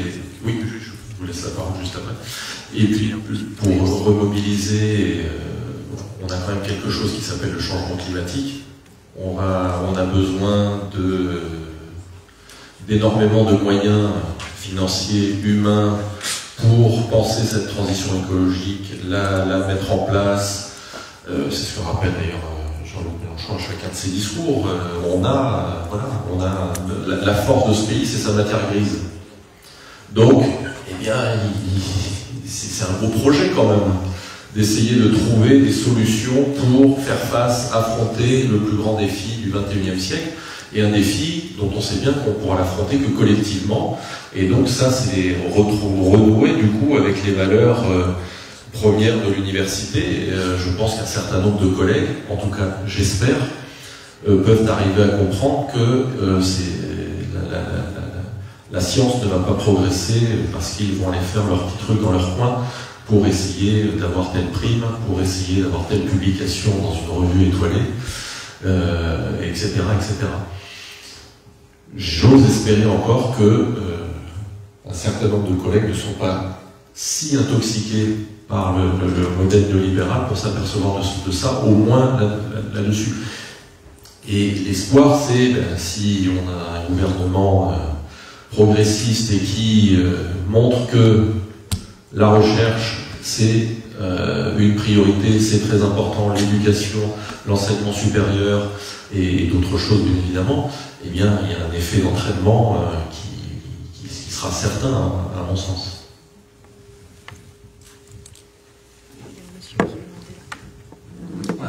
Il y avait une personne en haut et monsieur, on va essayer d'avoir la parité. Juste pour compléter sur la question de l'ancien président de l'Université de La Rochelle, sur techniquement comment on refait. Je pense que souvent, et moi je l'ai appris ces 5 dernières années aussi à l'Assemblée nationale, on se met des freins, j'allais dire, qu'on s'imagine des choses absolument insurmontables. En fait, c'est assez simple quand on dit qu'on supprime l'ANR, on supprime les systèmes d'évaluation. Déjà rien que ça, et qu'on reflèche des financements, en tout cas moi de ma connaissance, alors moins de l'enseignement supérieur, mais plus de la recherche, pour y avoir milité syndicalement aussi, c'est que en fait, ça va très vite à casser, ils nous l'ont prouvé d'ailleurs, pour l'avoir fait en deux quinquennats, mais ça peut aller très vite aussi à reconstruire, et surtout en emportant l'adhésion des personnels qui sont à l'intérieur. Parce que quand vous sortez de la précarité, quand vous n'avez plus ces dizaines de dossiers ANR à faire, que vous avez plus vite fait de jouer au loto, vous avez plus de chance. Quand vous avez un arrêt de ces évaluations débiles, sans cesse, qui vous classent 88e, alors vous avez une utilité dans le territoire, voilà, tout ça n'a pas de sens. Et donc on est capable très vite de reconstruire quelque chose qui a le sens qu'on veut lui donner. Et les moyens sont finalement assez simples quand on en a une volonté politique commune. Et c'est pour ça que c'était l'appel aussi d'hier du candidat de l'Union populaire, c'est que si on a cette volonté commune, rien ne peut nous empêcher de le faire. Si demain on est au pouvoir, rien ne peut nous empêcher de reconstruire l'université telle que, effectivement, elle est ancrée dans l'histoire, telle que nous la défendons. Ça, c'est juste pour arrêter de penser que toutes les choses sont compliquées, parce que ces gens ont eu le cesse de tout détruire dans beaucoup de domaines. Je peux vous assurer qu'avec quelques signatures sur les bons papiers, on peut changer des choses très très vite et dans le bon sens pour l'intérêt général. Juste cette précision, ne partons pas sur des trucs qui nous placent dans une situation de mélancolie, de déploration mélancolique, voilà, des trucs qui, voilà, mais finalement, non, nous, on est des rêveurs et ça n'arrivera pas. Non, non, les gens les plus ancrés dans la vie réelle, dans le concret, c'est nous qui sommes les plus ancrés dans le réel et pas dans des mélancolies qui ne sont pas porteuses d'aucun espoir ni d'aucun avenir. Alors, là, et après il y a le monsieur, et après Hugo. Merci de me donner la parole.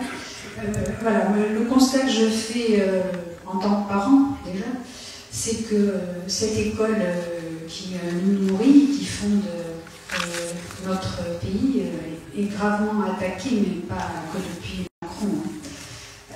Moi, en tant que parent, j'ai bien vu que le socle commun dont a parlé Barbara Stiegler est vraiment attaqué, je dirais, depuis les années 80, où effectivement la pensée critique qui doit former tout élève, tout enfant qui est en devenir d'adulte, de devenir adulte, c'est petit à petit effiloché. Et c'est pour ça qu'aujourd'hui, la difficulté que j'ai en tant que parent, quand je parle avec mes enfants, c'est qu'il y a un socle de savoir commun qui ne peut pas être partagé parce qu'il ne leur a pas été transmis.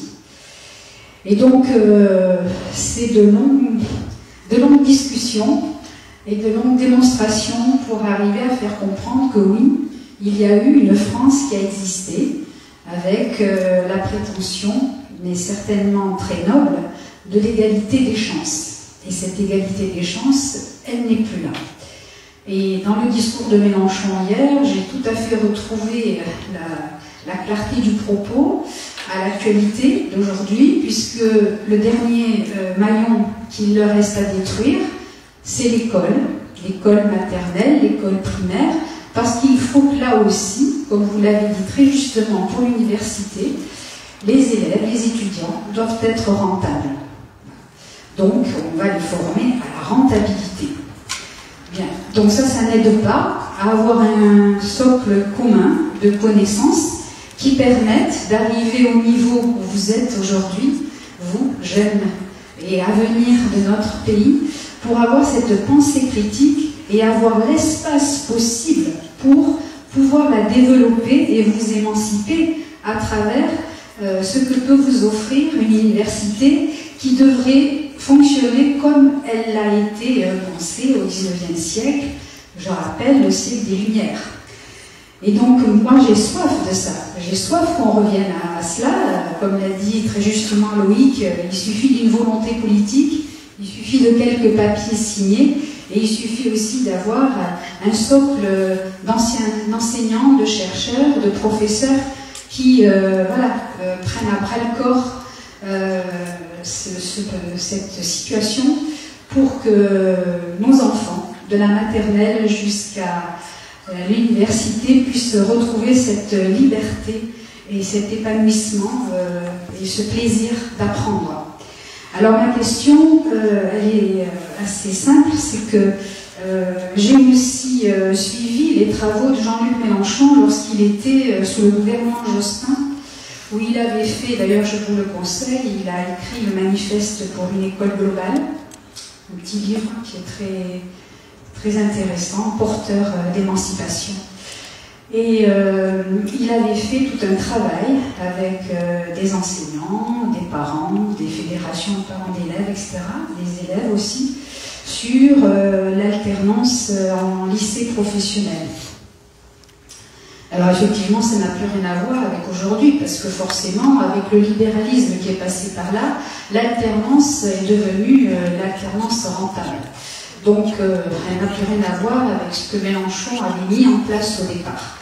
Et cette alternance, elle permettait qu'avec la construction européenne, on puisse pouvoir échanger avec, dans n'importe quel secteur de branche professionnelle, échanger, pouvoir aller s'installer, faire des allers-retours comme ça, d'un pays à un autre au niveau de l'Europe, sans avoir à repasser des niveaux pour pouvoir s'installer par exemple comme coiffeur, restaurateur ou je ne sais quoi, ou même dans le bâtiment ou dans l'entrepreneuriat au niveau des pays européens. Voilà, il y avait une équivalence de diplômes qui favorisait ces allers-retours et aussi ces échanges et cette liberté, je dirais, d'échange des savoirs d'un pays à l'autre. Et donc, dans le cadre que vous proposez pour enseignement et recherche pour la 6e République, est-ce qu'il est prévu aussi ces équivalences de diplômes qui permettent, avec bien sûr l'évolution d'une Europe non pas libérale, puisqu'on avait tous voté non, on nous l'a aussi imposé, cette Europe libérale, en 2005, je le rappelle. Et donc, si on arrivait à déjà nous refonder l'école et l'université, est-ce qu'il serait possible d'envisager cette équivalence de diplôme au niveau européen pour une émancipation et une pensée critique au sein des États européens? Et bien sûr, vous permettre de voyager et de pouvoir continuer à échanger vos savoirs. Merci bien pour cette intervention. Non. 12 minutes, ça va. Tu as fait plus long. Marie ou Eric? Je sais que sur la voie professionnelle, il y a un truc dans le livret. Je veux bien dire quelque chose. Moi, ce que je voulais juste dire, c'est que c'est dans le monde néolibéral dans lequel nous sommes à l'université, c'est déjà le cas. C'est-à-dire qu'aujourd'hui, il y a le système Erasmus, crédit ECTS, qui permet en théorie de pouvoir, j'emploie le terme à dessein, monnayer avec cette monnaie, le crédit ECTS, pour pouvoir transiter dans l'espace européen et que les diplômes soient reconnus d'un lieu à l'autre. Mais la manière dont les choses sont mises en place est extrêmement pernicieuse, puisque c'est ça qui a conduit, par exemple, à ce carcan de la semestrialisation. Donc il faudrait complètement repenser l'espace international de la recherche et de l'enseignement, pour que ça ne soit pas une espèce de cheval de Troie pour nous enferrer dans des standards qui sont destructeurs. Voilà. Donc, ce que je pense, c'est que, j'ai pas eu le temps de le dire là, la visée républicaine, la conception républicaine de l'université qu'on défend ici, c'est une vision internationaliste, c'est une vision ouverte évidemment à l'intérêt commun, non seulement de la nation, mais l'intérêt général humain, pour envoyer une expression qu'utilise souvent, je crois, Jean-Luc Mélenchon, c'est-à-dire cette visée nécessairement cosmopolitique de la vie universitaire et de la vie étudiante. Donc après, sur les dispositifs à mettre en place, je pense que là aussi, ça ne demande pas une complexité peut-être si grande que ça, mais une ingéniosité pour pouvoir déjouer des processus, enfin des dispositifs aussi délétères que la semestrialisation. On pourrait tout à fait avoir un espace européen commun à partager sans s'enferrer dans cette monnaie du crédit ECTS et tous les travers que cela engage. D'ailleurs, certaines universités ne s'y plient pas. Hein. Les grandes universités anglaises, type Cambridge ou quoi, il y a du temps où le Royaume-Uni était encore dans l'Union européenne, mais il s'était largement affranchi de ce système LMD qui était mis en place, que nous on applique avec zèle, mais eux, bon, parce que vous avez une force de frappe aussi comme en envergure mondiale en tant qu'université, mais eux ont décidé, non, on fonctionne comme on a l'habitude, et puis c'est comme ça. Nous-mêmes, on aurait pu parfaitement, on pourrait aujourd'hui même détourner la chose. Par exemple, moi j'ai proposé maintes et maintes fois au département de philosophie. On fait semblant de faire de la semestrialisation, mais en fait on fait UE1 au premier semestre, UE2 au deuxième semestre, puis c'est la même chose. Et c'est sur un an. En fait, les gens se mettent dans des carcans, avec une obéissance, avec un zèle absolument incroyable, et tout ça au nom de l'internationalisation de la recherche, au nom de la mondialisation, au nom de l'ouverture à l'international, on se met à faire n'importe quoi. Donc je pense qu'au contraire, ce que vous prenez, vous avez raison, cette ouverture à l'Europe et à l'international doit être l'occasion de plus d'autonomie et pas d'une perte de souveraineté sur ce qu'on fait. Monsieur. Il faut vous déplacer. Il y a des fils. Lorraine.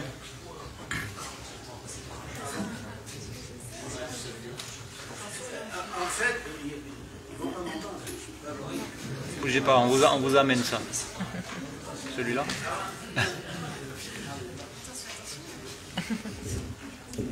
Ça arrive, le micro arrive à vous. Bien.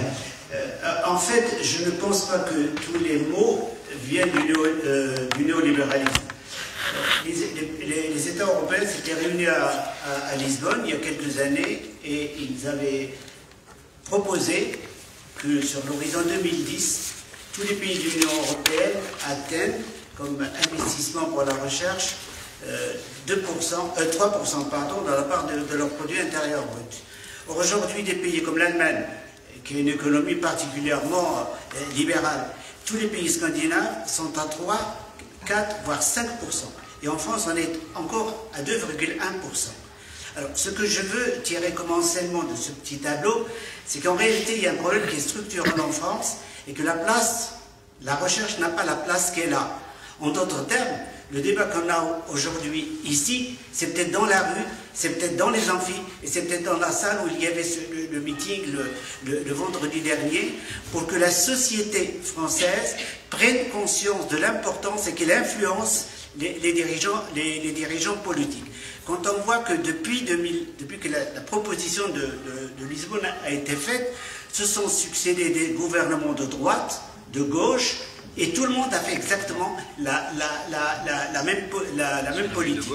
Et de tous les pays européens, l'opinion française est la moins sensibilisée à l'importance de la science et de la technique. À telle enseigne que durant, par exemple, de la pandémie, il y a eu des articles dans la plupart des grands journaux, des journaux du soir, sur le faible niveau scientifique des dirigeants politiques aujourd'hui qui ne leur permet pas d'appréhender. Donc en fait, si vous voulez, moi je n'ai pas une question à poser, mais simplement je voudrais partager cette inquiétude que nous avons. Moi je suis donc enseignant, chercheur, je suis professeur émérite. Et maintenant j'ai une question à Madame Stringer. Vous avez quand même souligné vous-même des structures très élitistes avec beaucoup de sélection. Vous êtes passé, je crois, me semble-t-il, par l'UF en tant que membre junior. Donc des structures très hyper sélectives. Et puis on nous a parlé un peu plus tôt de la non-sélectivité dans certaines formations. Je ne sais pas s'il y a contradiction, mais j'aimerais bien que vous nous éclairiez un petit peu sur ces deux aspects. Et merci. Merci. Alors, d'abord, c'était pas une question, mais je voudrais vous répondre sur la première partie de votre intervention. Je suis tout à fait d'accord avec vous, je pense que tout le monde sera d'accord sur le fait que pour qualifier nos maux, nos pathologies, nos problèmes, il ne s'agit pas de trouver une cause unique, bien entendu. En revanche, croire que parler d'un investissement à augmenter dans le domaine de la science ou de la recherche, c'est ne pas céder au néolibéralisme, c'est pas exactement le cas, puisque dans les conceptions néolibérales, l'idée générale, c'est que notre ère culturelle n'est plus une ère dans laquelle on va plus être inféodé à la production de produits industriels manufacturés, ça c'est pour les pays dits du Sud ou en développement, et que dans notre ère culturelle, nous, on est inféodé ou dédié à l'innovation, et ça passe par la santé, l'éducation, la recherche, qui deviennent des priorités absolues pour les penseurs néolibéraux. Donc le fait de désigner la recherche comme une priorité n'est absolument pas un indicateur d'une vision néolibérale ou d'une vision anti-néolibérale. Ce qui compte, c'est le sens de la recherche. À partir du moment où on considère que la science et la recherche, c'est de produire de l'innovation au sens d'un produit monnayable sur le marché, ça c'est une conception néolibérale si vous voulez, mais en tout cas liée à une influence, une domination du capitalisme en fait sur notre activité, qui d'ailleurs remonte bien avant l'invention du néolibéralisme, puisqu'à la fin du 19e siècle, quelqu'un comme Nietzsche ou quelqu'un comme Max Weber parle déjà de ces problèmes-là. Donc, ça c'était pour préciser. Être néolibéral, c'est pas nécessairement être austéritaire, c'est pas nécessairement réduire les budgets, c'est changer le sens de ce que veut dire enseigner, de ce que veut dire chercher. Après, sur le fait que j'ai été à l'Institut universitaire de France, oui, j'ai postulé à l'Institut universitaire de France, je postule à tout ce que je peux pour essayer de trouver du temps pour travailler. Oui, je suis dans un système de compétition, de sélection, de mise en compétition de chacun contre tous. Pour autant, je n'ai pas envie de me retrouver marginalisé et de laisser les autres avoir l'IEF, la PEDR et tout le reste. Donc je participe à cette chose. Ça ne m'empêche absolument pas de critiquer. C'est-à-dire que moi, je participe à une institution qui est gangrénée par le néolibéralisme. Ça ne m'empêche pas du tout, et j'aimerais bien que beaucoup de collègues soient dans la même posture, de critiquer l'institution dans laquelle je suis et les choses que parfois je fais. Là, je fais actuellement, je produis, je suis dans l'usine à notes, je produis des notes. Ça ne m'empêche pas de le critiquer. Donc, au bout d'un moment, à vouloir être extrêmement cohérent, on sort de l'université, on abandonne, on démissionne. Non, je pense qu'il faut vraiment, quand on est au pied du mur, on fait quelque chose, on le fait, mais ça ne nous empêche pas d'avoir la liberté de dire qu'on aimerait un autre système. Donc, je suis extrêmement à l'aise avec ça. Par ailleurs, l'IUF est une institution, un dispositif un peu étrange, qui est surtout fondé sur la confiance faite aux individus qui auraient une recherche internationale, etc. Il n'y a aucune demande d'innovation, de monnayable sur le marché, de je ne sais quoi, on vous fait totalement confiance. En fait, c'est ce qu'on devrait avoir un peu tous en réalité. Voilà.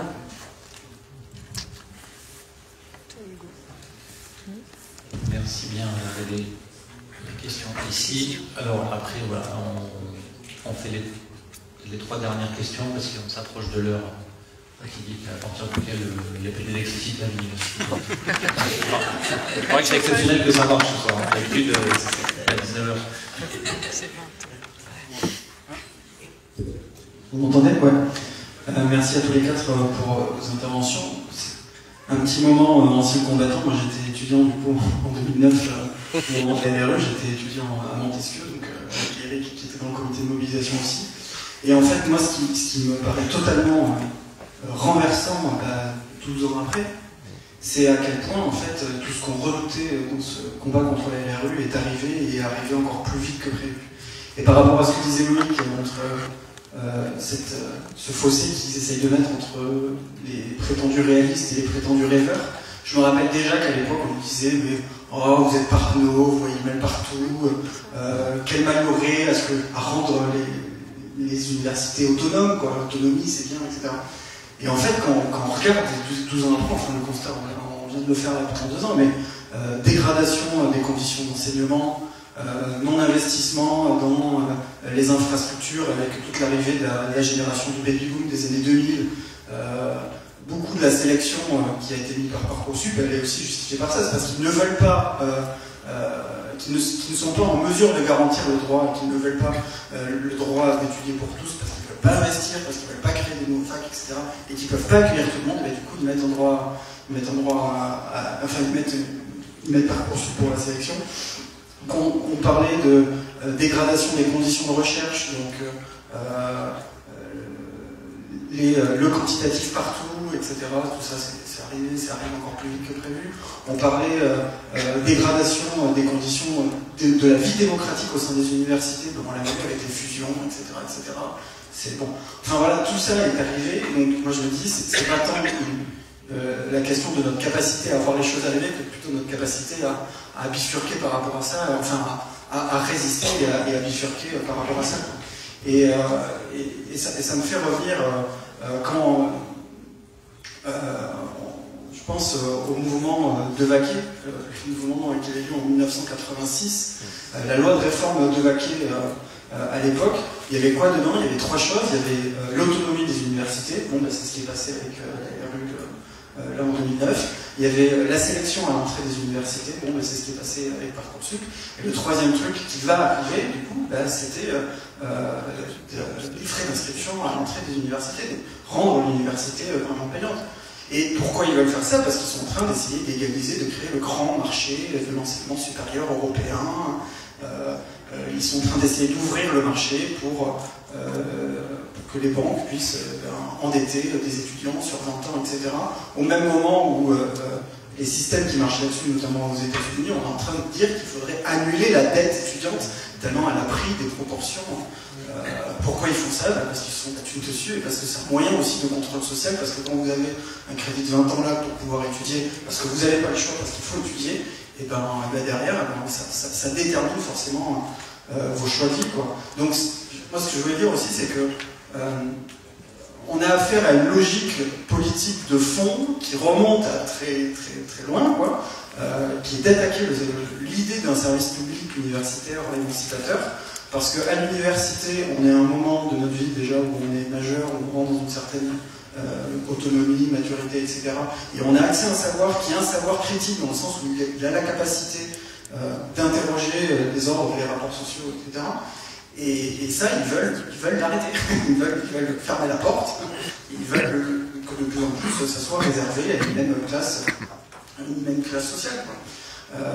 Et donc, se dire ça, en fait, c'est dire aussi que il y a une cohérence aussi, je pense, dans le programme de l'Union populaire, parce que on ne peut pas restaurer le service public, un service public émancipateur de l'université, si par exemple on désobéit pas au traité européen. Ce n'est pas possible. Je veux dire, la logique, elle est à ce niveau-là de généralité et de structuralité. Donc c'est comme ça. Et ben, dans 2 semaines, dans 3 semaines, on change ça, au moins déjà avec un bulletin de vote, et dans tous les cas, on continuera après dans la rue. Merci pour cette intervention. Je pense que tu as dû faire un peu de préhistoire, parce que 86, c'était pas rien. Je me rappelle bien, effectivement. On a encore 2 questions et demie, et voilà. Tu veux un micro?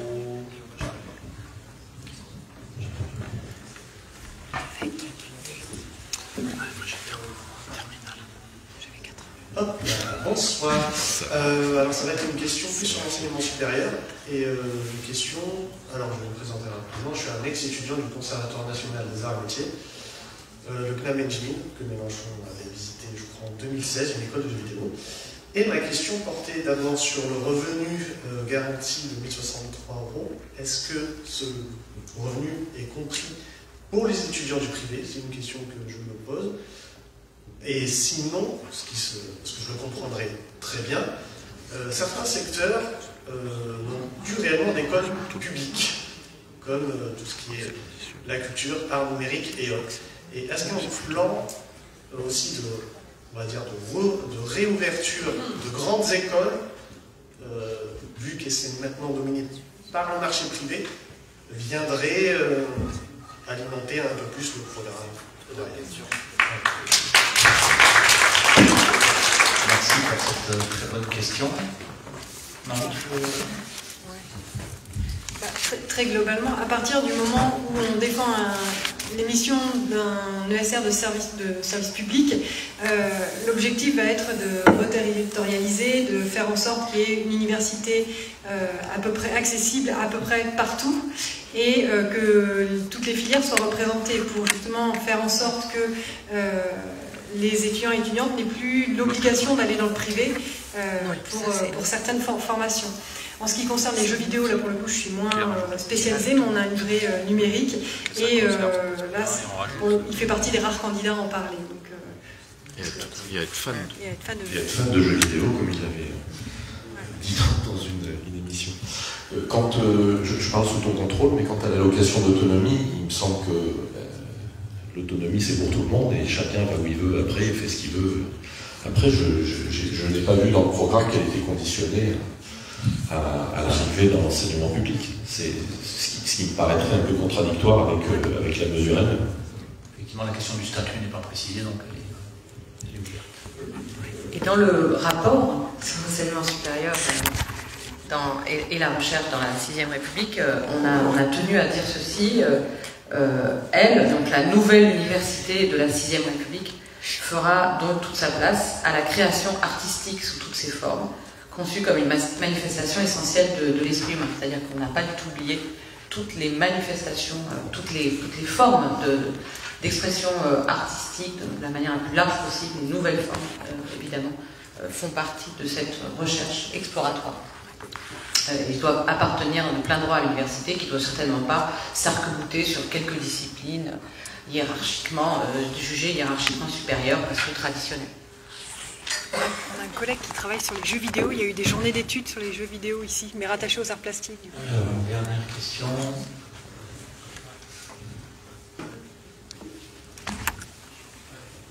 La pause.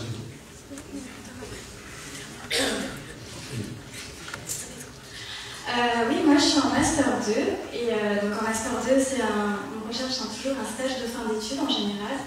Et on m'a beaucoup fait comprendre que comme j'étais issue de l'université et pas de Sciences Po ou d'une école de commerce, je ne pouvais pas obtenir de stage. Et j'ai un peu le sentiment qu'il y a une dévalorisation complète des diplômes universitaires.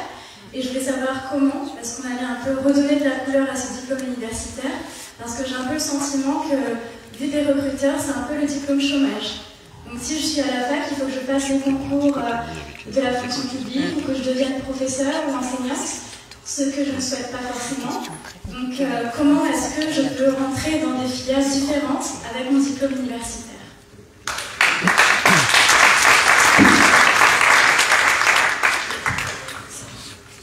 Un mot, on sait que le système universitaire, le système de l'enseignement supérieur français, il est dichotomique, hein, avec l'université d'un côté et les grandes écoles de l'autre.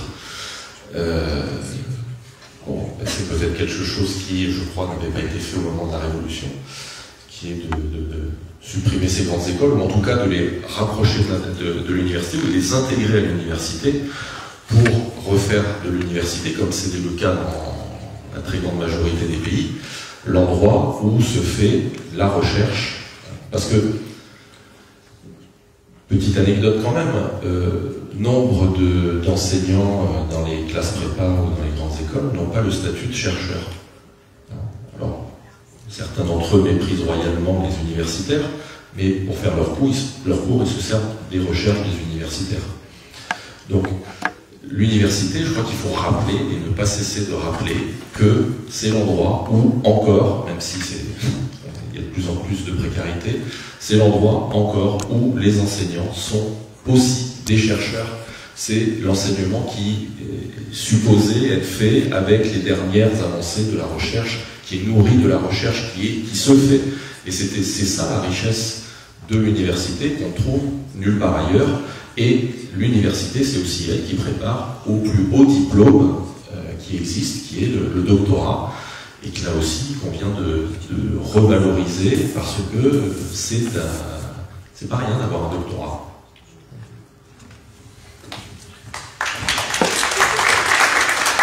Je suis en train de rechercher le plus possible, mais je retrouve pas, il me semble qu'il y a une mesure dans le programme sur cette question d'un accès au stage avec une mesure, mais je la retrouverai et je la livrerai une fois que j'aurai fait une recherche. Avec l'éducation privée principalement qui pose question. Mais là, il y a une mesure aussi du coup qui est fin du caractère lucratif des établissements privés. Aujourd'hui, l'université est plus rentable vu que l'alternance est gratuite. Oui, on sait tout. Mais du coup, c'est aussi la fin de ce statut de lucratif pour tous ces organismes de formation privés. Est-ce que l'intégration des grandes écoles dans l'université est actée? Parce que là, ça va être un chantier beaucoup plus compliqué que de signer quelques papiers. Parce qu'il y a des forces en face. Dans le programme, c'est pas acté. On va répondre à la question en répondant aussi à la question des grandes écoles en même temps. Si tu veux poser la question. C'est quel micro si vous voulez? Celui-là. Merci. Non, c'est pas un programme. Non. Bonjour. Moi c'est Tom, j'ai 21 ans. Je suis actuellement en licence d'histoire et je sors juste d'un BTS électrotechnique. Comme quoi, c'est bien de pouvoir faire ses choix. Et donc moi, ma question est la suivante. Donc quand on parle d'enseignement supérieur, on ne parle pas que d'enseignement supérieur à l'université déjà. L'enseignement supérieur, c'est aussi l'enseignement supérieur technique et professionnel. Il me semble que ça représente quand même plus de la moitié des étudiants de ce pays, si je ne dis pas de bêtises, c'est 54%. Les BTS et licences, si l'université elle porte un sens d'émancipation des citoyens en République, qu'est-ce qui changera au niveau de l'enseignement professionnel pour émanciper les étudiants professionnels dont les cours sont presque exclusivement tournés vers un apprentissage du par cœur et où la libre pensée est quasiment inexistante? Donc pour citer mon cas personnel, par exemple en BTS, nous avions 3 heures de culture générale et expression, je ne sais pas trop ce que ça veut dire, c'est une sorte de français, c'est du français, c'est pas du français, enfin bon, on ne sait pas trop. Et donc la question c'est comment on met de l'émancipation dans ces filières-là. Je vous remercie.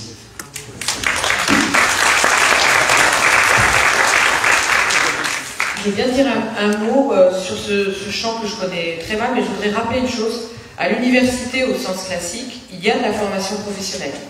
Le centre hospitalo-universitaire, la faculté de médecine, c'est de la formation professionnelle. Au département de philosophie, quand on forme les étudiants à enseigner, c'est de la formation professionnelle. Au département de philosophie, il y a un master de soins éthiques et santé dans lequel on forme des soignants.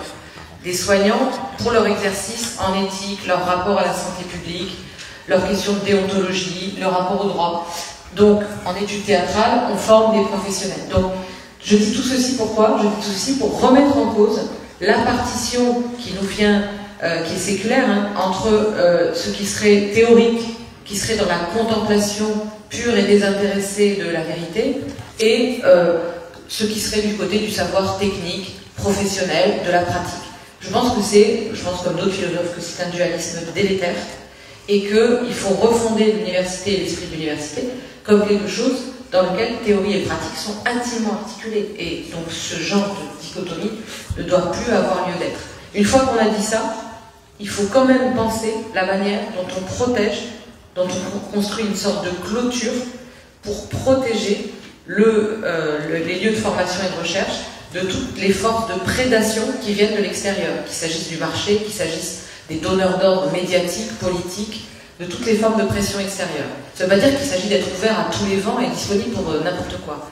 Ça veut dire juste qu'un savoir et un enseignement supérieur doivent être intrinsèquement pratiques. Mais à condition qu'ils pensent leur autonomie par rapport à cette pratique. Voilà ce que je répondrai. Moi, pour ma part, je suis vraiment contre ce type de dichotomie entre le professionnel et le purement théorique, etc. C'est en tout cas mon point de vue. Mais c'est un peu ce qu'on a mis dans ce rapport. Et c'est pour ça qu'on a pris l'exemple des CHU, des centres hospitalo-universitaires, comme un exemple emblématique de la manière dont l'esprit de l'université peut circuler dans toute la société, jusque dans le geste d'une infirmière, jusque dans les choses les plus pratiques, les plus concrètes, qui font qu'une société est reliée, que les membres d'une société sont reliés entre eux. D'ailleurs, il est prévu justement pour notamment les DUT qui, je ne sais pas si vous savez, vont devenir des BUT en 3 ans. Donc l'idée, c'est d'en faire des licences universitaires technologiques, et donc ça rejoint ce que dit Barbara à l'instant, de ne pas finir avec cette dichotomie. Quand je réponds juste aussi sur l'interpellation sur les grandes écoles et universités, c'est pas quelque chose qui est acté dans le programme, mais à partir du moment où on veut redonner, montrer que l'université c'est là où l'outil principal de formation, etc., de recherche, il va bien falloir à un moment s'attaquer à cette question-là, ne serait-ce que déjà pour lutter contre la reproduction sociale, et de rapprocher les grandes écoles de l'université ou de les intégrer à l'université. Je ne sais pas comment ça pourrait se faire, parce que évidemment, je suis tout à fait conscient que ça ne se fera pas de manière calme et paisible, et qu'il y a des intérêts très puissants qui s'y opposeront farouchement.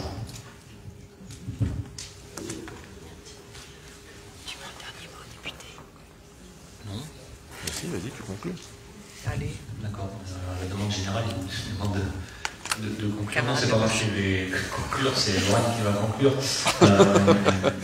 Donc, juste pour dire qu'effectivement, on a essayé d'aborder quelques sujets au travers de cette séquence de nos présentations et des questions-réponses. Qu'il y a des choses effectivement qui ne sont pas entièrement tranchées. La dernière question est encore en suspens. Ça veut dire aussi qu'on a au moins cette humilité de ne pas être omniscient. C'était la question depuis le début. On a un président qui est omniscient, où on sait qu'il y a des choses qui sont à mettre en débat largement. Et c'est aussi la question démocratique qu'on évoquait tout au début. Il y a des choses qu'on n'a pas tranchées aujourd'hui parce qu'on n'est pas omniscient et qu'on veut les trancher avec l'ensemble de la société au fur et à mesure que ces programmes vont se mettre en œuvre. Voilà, c'était juste pour rappeler aussi la façon dont on se construit notre projet politique, comment on l'a construit. On l'a construit avec des associations, des syndicats, sur tous les sujets, des gens qui sont en prise avec le réel de ce qu'ils vivent pour avoir un projet politique cohérent. Il y a le programme, et sur les livrets, et Eric évoquait le livret enseignement supérieur recherche. Il a été construit avec des enseignants du supérieur, Karine Fischer, André Daly qui ont coordonné ce travail-là, mais avec des gens de tous horizons, de la recherche publique, de tout niveau, parce que la recherche publique, et je me permets de le rappeler, ça va effectivement des chercheurs avec des habilitations dirigées des recherches jusqu'aux techniciens de catégorie B, de catégorie C, et sans eux, il n'y a pas de possibilité de recherche. Je voudrais juste saluer mes anciens collègues de la recherche publique des catégories B et C, notamment. Et voilà, et donc il y a ce travail, il est sans cesse sur l'ouvrage, par le livret. Il a été... Parce que c'est la version courte. Ah, c'est une version synthétisée. Voilà, donc ça c'est la version synthétisée de toutes ces réflexions. C'était cette trame en 2017, elle a été retravaillée pour 2022, et elle est en constante mise à jour. Avec le rapport, et voilà, avec le rapport que Barbara, Hendrik et Karine ont produit, ça va alimenter la réflexion. C'est à l'image de ce qu'on dit sur notre façon de travailler. Et j'ajouterais que c'est garanti sans aucune consultation de McKinsey.